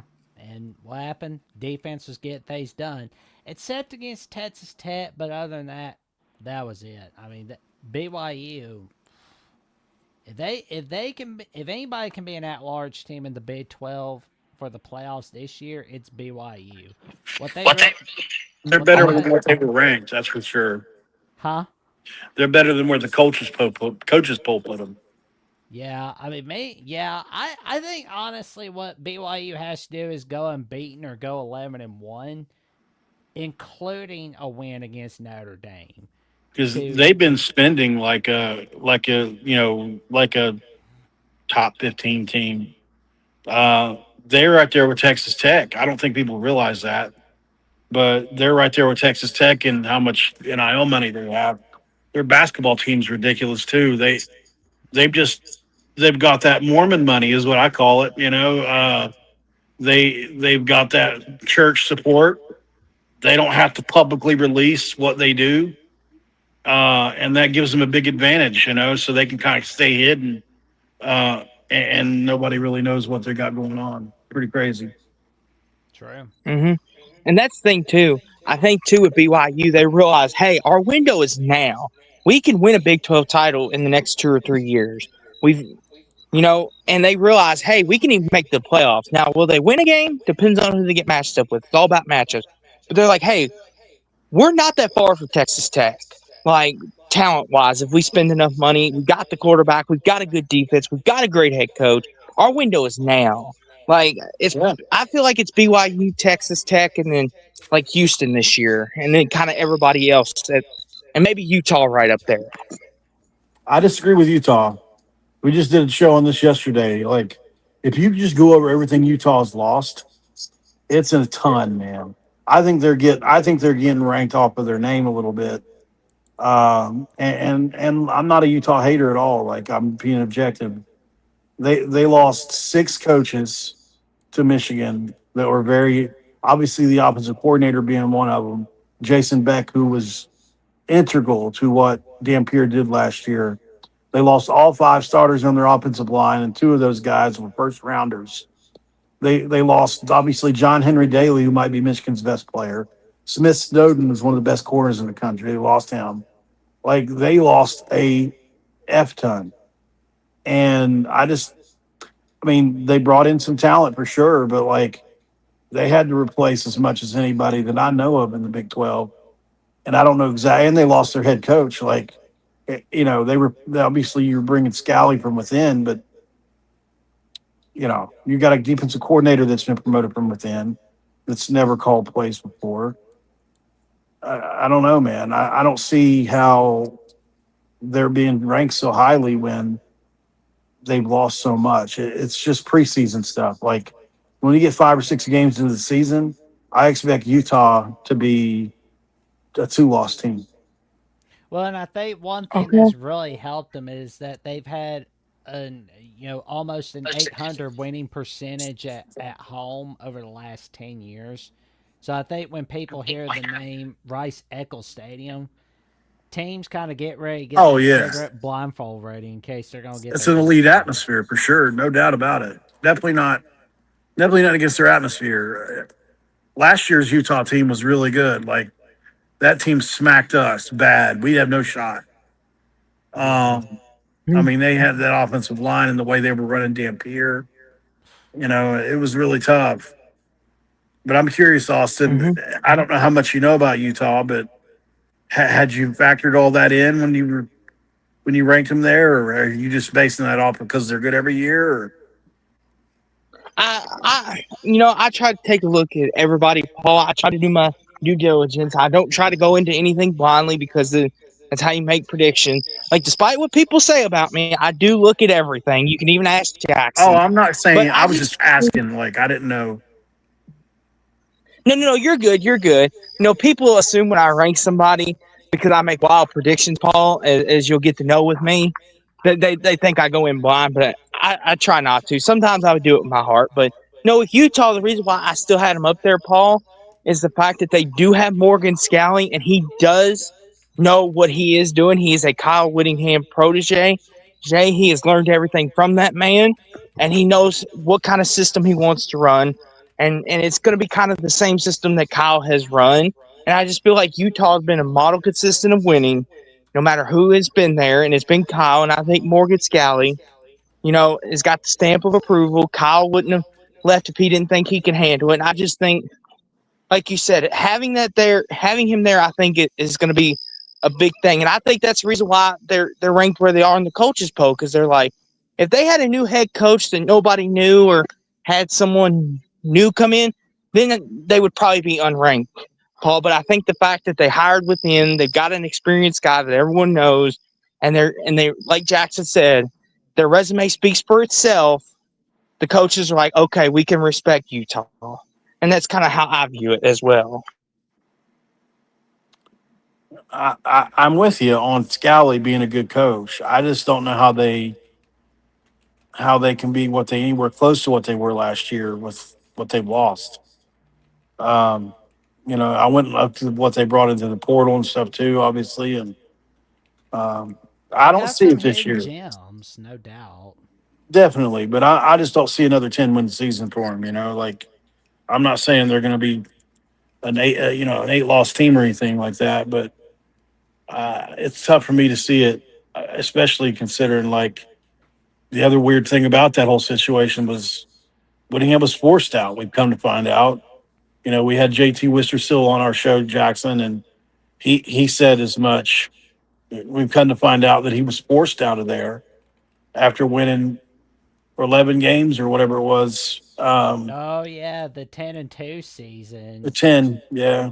Yeah, we thought that Whittingham was going to coach the bowl game against Nebraska, have that be his last game, but it was like, nope, y'all ran me out, I'm out. Anyway, they could have. I mean, Dampier obviously is a huge piece of that team coming back. So if they're going to be good again, he'll be a big part of that. Wayshawn Parker, excellent running back. I don't disagree with that, but the offensive line, all 5 starters, is just it's a massive loss. Obviously, and they lost more defensive players too. I just can't remember them all off the top of my head, but you know, we kind of need them not to be good again, to be honest, because the last 4 games of the year for us are pretty tough as far as Big 12 schedules go. With um, we are like our the toughest part of our schedule comes right after the bye. Our first 8 games are pretty tough or pretty easy. Not easy, but medium, I would say. And then once you get past that, you've got obviously a little bit of a murderer's row. So we need them to be not 10 wins again. And I'll say this too, Paul. Real fast, Jackson. Didn't mean to cut you off. I was just going to say, Michigander brought it up too, but Utah got a pretty favorable draw with the schedule as well. Like a lot of these first-year head coaches in these leagues got a pretty favorable draw. I will say that in a lot of leagues. Utah was one of them. I looked at their schedule and I was like, this ain't that bad. As long as there ain't no Big 12 chaos, they can win 8-9 games, I think. But go ahead, Jackson. My apologies. Well, honestly, I could see like Utah losing an obscure game because, like you said, some of that Big 12 chaos. One of those games is going to be against Colorado. I see Colorado upsetting them. I don't, man. Like it's going to be Have you seen the stuff coming out about them recently, Jackson? The last couple of days? some stuff's not looking too Their good. starting corners average 5'10" and 170 pounds or something. Like they put the list up there the other day. They look like a miniature. I've never seen anything like it. But like it got a lot of traction. People were making fun of them for being so small, and they've downsized a lot. Yeah. But But they yeah, have the lead quarterback. So I mean, I love Juju. I think he's going to be great. oh yeah. It's going to be an interesting one. And we've got our last caller of the night joining us, Darrell MVP. How are you doing tonight, good buddy? I'm doing well. Thank you for having me on, Jackson. Oh, you're welcome. The real MVP. I think seems familiar for some reason. We spoke last week, I think, Mountaineer Paul. Is that what it was? Okay. Yeah, I think it was actually 2 weeks ago. this probably is. Jackson's got every date throughout all of human history memorized, so. Okay. Jackson, is it okay if I ask this question to the real Mountaineer Paul, since we got Big 12 guy and we got an SEC guy? Okay, guys, me and Jackson had this conversation, and I know Darrell knows where I'm going with this. And Mountaineer Paul, I don't know if you're privy to this. Right now, on paper, who's better to you, Alabama or Texas Tech? Just on paper. Who's the better team? It's a tough one. I would say they're probably similar. Yeah, I would agree with I would that. say they're about the same. I wouldn't say one was better than the other. I think the upside with Will Hammond is really high. I don't think people realize how good he is.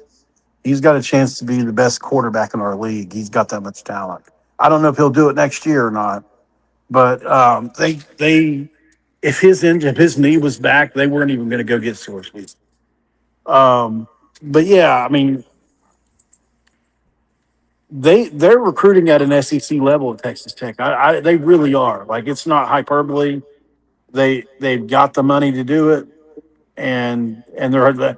I mean, they just beat out a bunch of SEC schools for that 5-star defensive lineman the other day. So they're on that level, and it's all money, but it's working for them. I mean, at the end of the day, that's all it's ever been. I would say that it would be dependent. I mean, if you were in Texas Tech, I would pick Tech. If you were in Bama, I would pick Bama. Right, I agree Okay. basically with everything Mountaineer Paul says. The only thing that the biggest question mark is Texas Tech's quarterback health. I'm not sure if you saw the video of him literally in a knee brace as he's throwing in fall practice. That scares me. It was a good throw. It was a good It throw, but man, if he was a gets hit good one throw. time, if he gets hit the wrong way and he goes down, I'm just worried because they're going to be up their third string quarterback effectively. And Right. I think they're good enough in terms of the pieces around them to win the Big 12 or be competitive in the Big 12. They're But I, almost elite everywhere else. Yeah.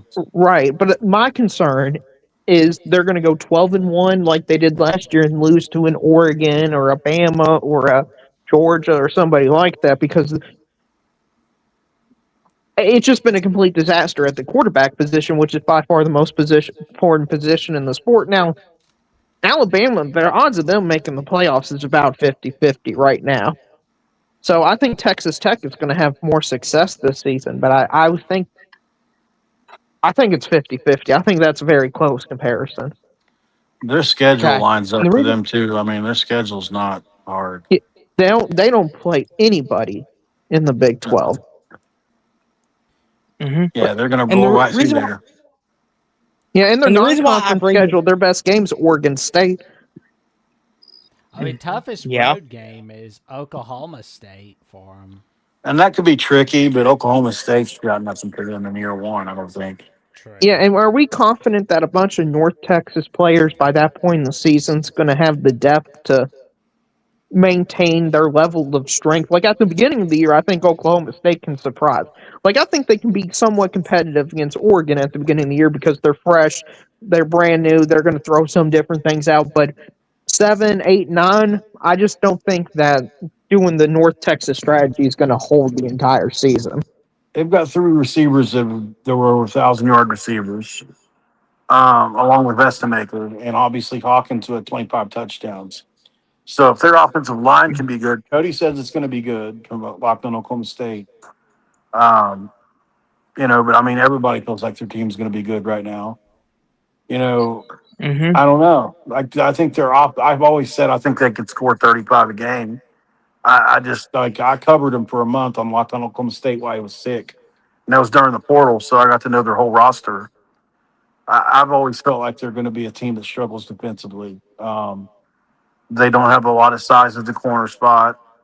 They lost a lot of athletes at pass rusher. They lost the one kid who is now not eligible, but still a loss for them. Oklahoma State's interesting. It's like they don't get penalized for bringing in 80 players, but whenever you look at anything on West Virginia, it's that they brought in 80 players. And if you look at the quality of talent, we we've got them. I really think we believe that. I mean, we had a top 15 recruiting class in high school. It was second to Big 12 behind Texas Tech.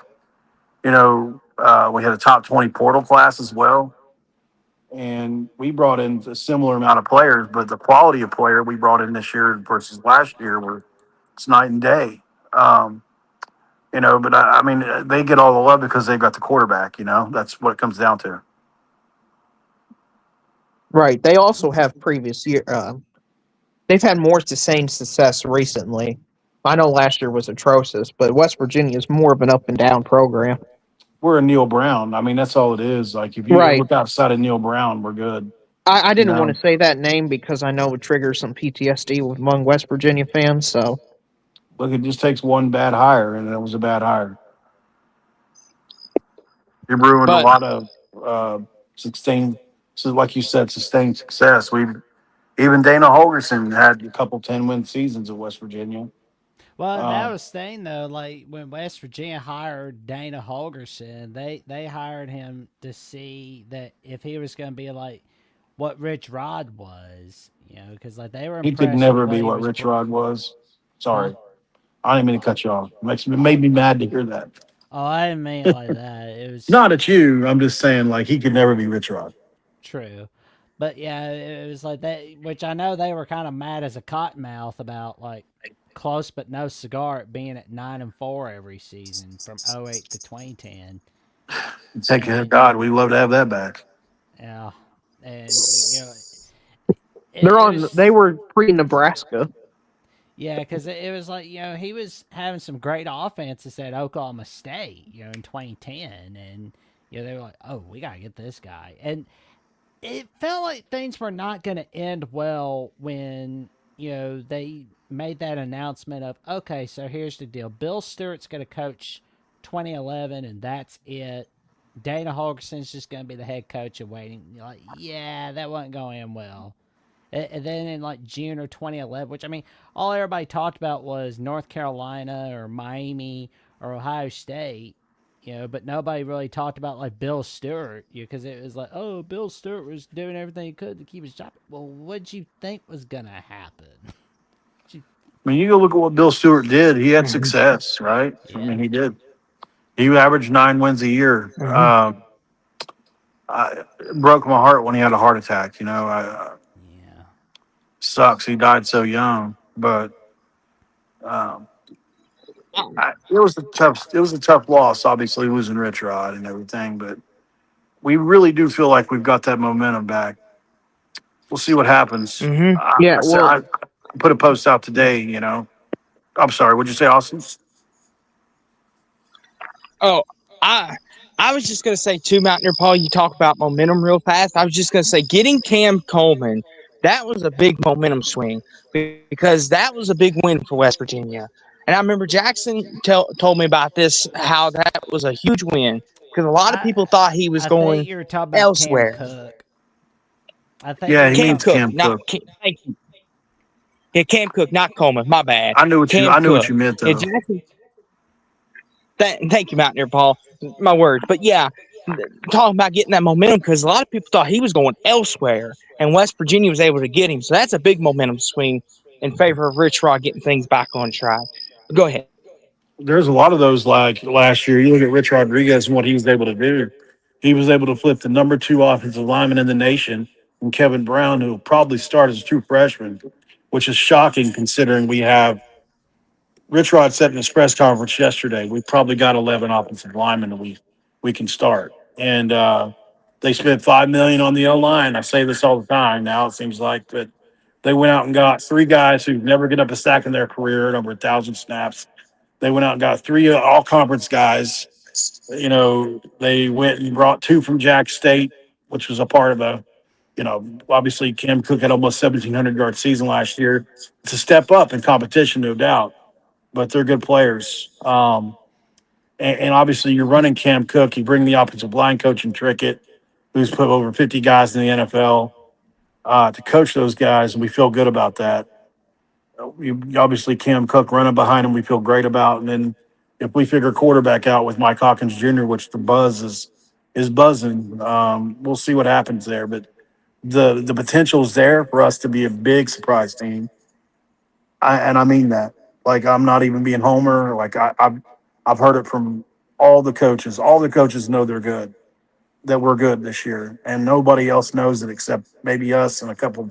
Phil Steele for whatever reason.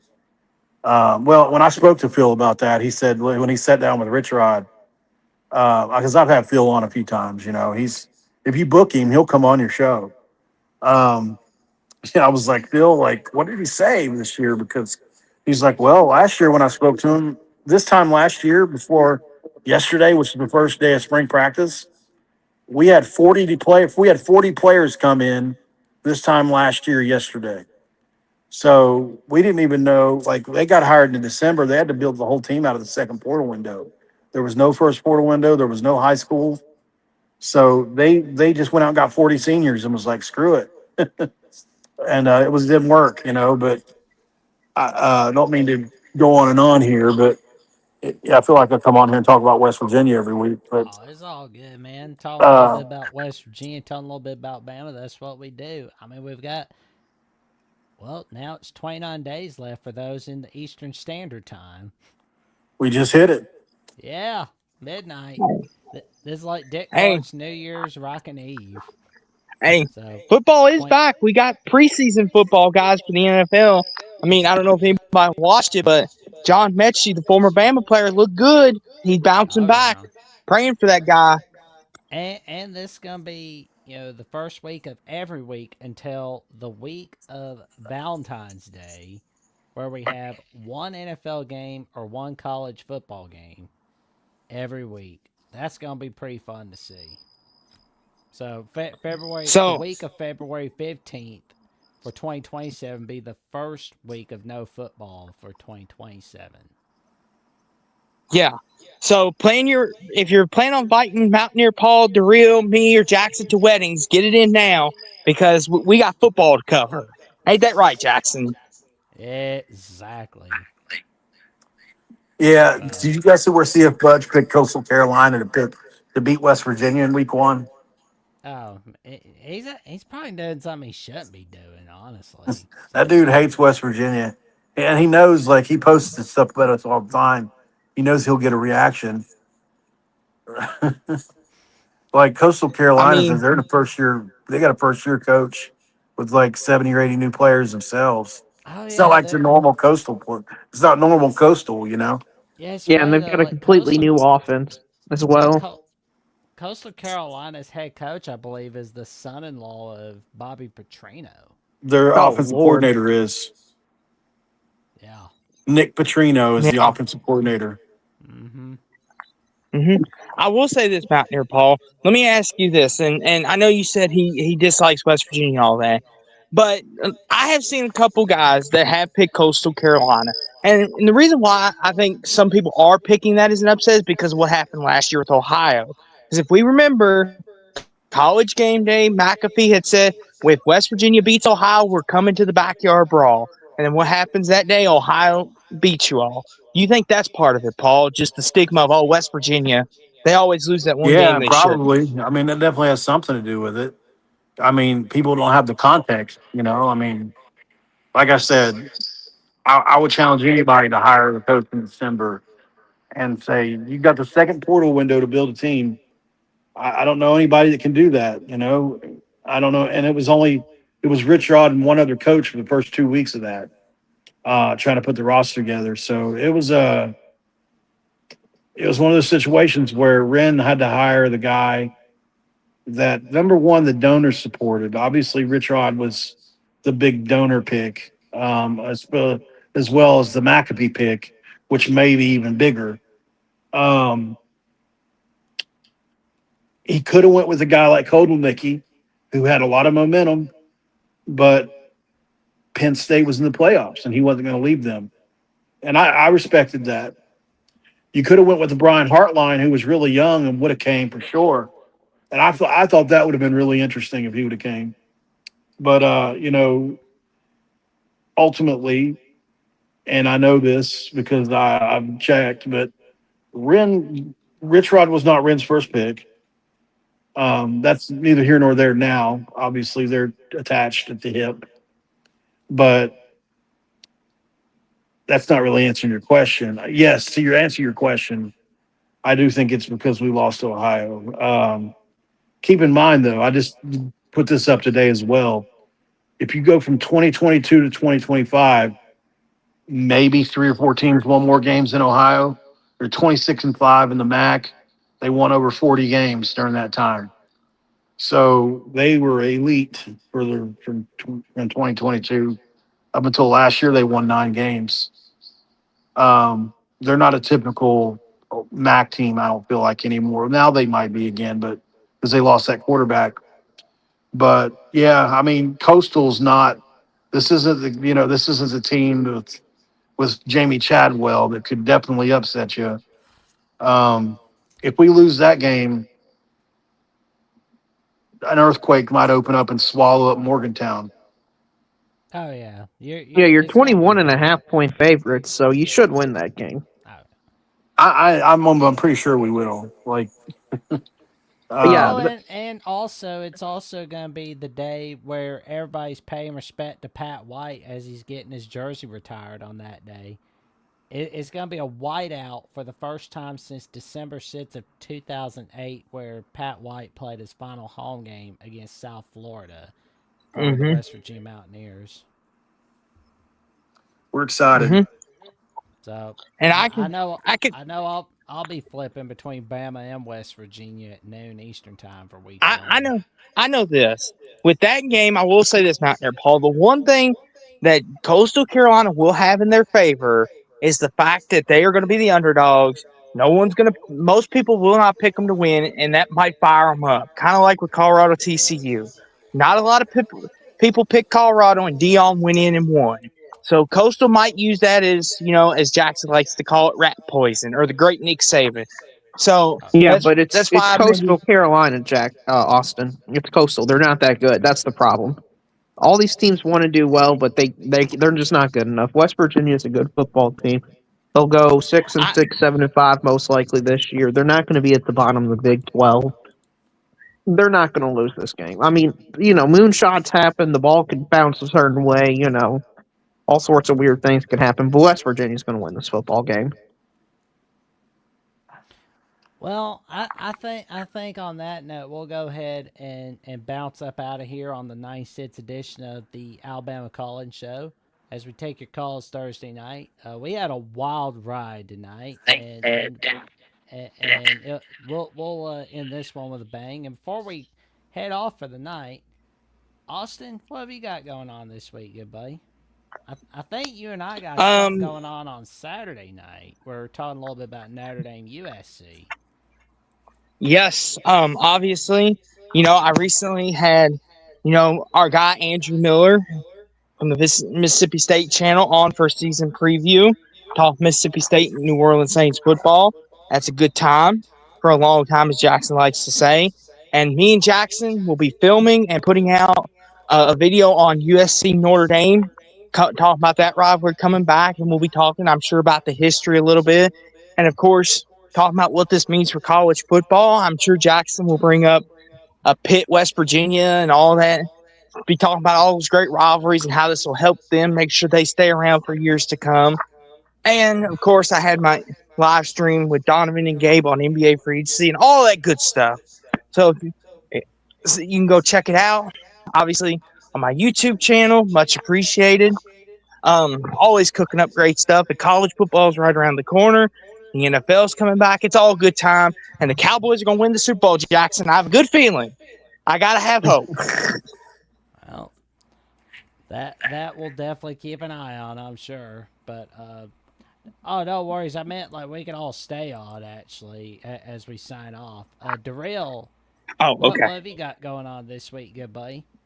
Jackson, you're muted. Oh no, I'm still around. I'm still around. Can anybody else Darrell. hear him? Yeah, we can hear Mountaineer Paul. Yeah, Darrell, what have you got this week, good buddy? Nothing I much. can't hear you. I'm gonna be watching football games. I'm gonna That's be watching weird. some basketball It says you're muted, previews, Jackson. predictions. Sounds like we're gonna watch some good videos with Austin about previews. Looking forward to calling in on the calling shows. You can find me around in all the Maybe it's comments just section. me. I don't know. I can't tell. Oh, here we go. Well, I unmuted myself this time around. I muted myself for a little bit. But there we go. You can check out Darrell all right Yeah, here. I can't hear anything. So I'll see Yeah, I y'all think later. see him Mountaineer See you Paul. I later, think he's Paul. having tech issues. Yeah, it's been messing around with me this week. I don't know what it's been, but it's gonna be interesting to see. And you can check me out right here on Alabama with the Voice of College Football Mondays and Thursdays on Alabama with the Voice of College Football. You can find me on SEC at the Voice of College Football Wednesday nights, and you can find me with Mountaineer Paul on College Sports Insiders. On a lot of videos we're doing, some live streams, getting some previews out, all right there. And you can also check me out on my personal channel, Jackson Johnson 979, where I've got my show, The Jacksonian, and we've got some magic coming your way. For more updates, what I've got going on, check me out on Jacksonville CFB on @/Twitter and on Instagram threads, JacksJots543908. And with that being said, like, comment, subscribe, click on the notification bell so you never miss their video whatsoever. We'll see y'all soon. And roll tide. Ha! I had Good to. night, everybody.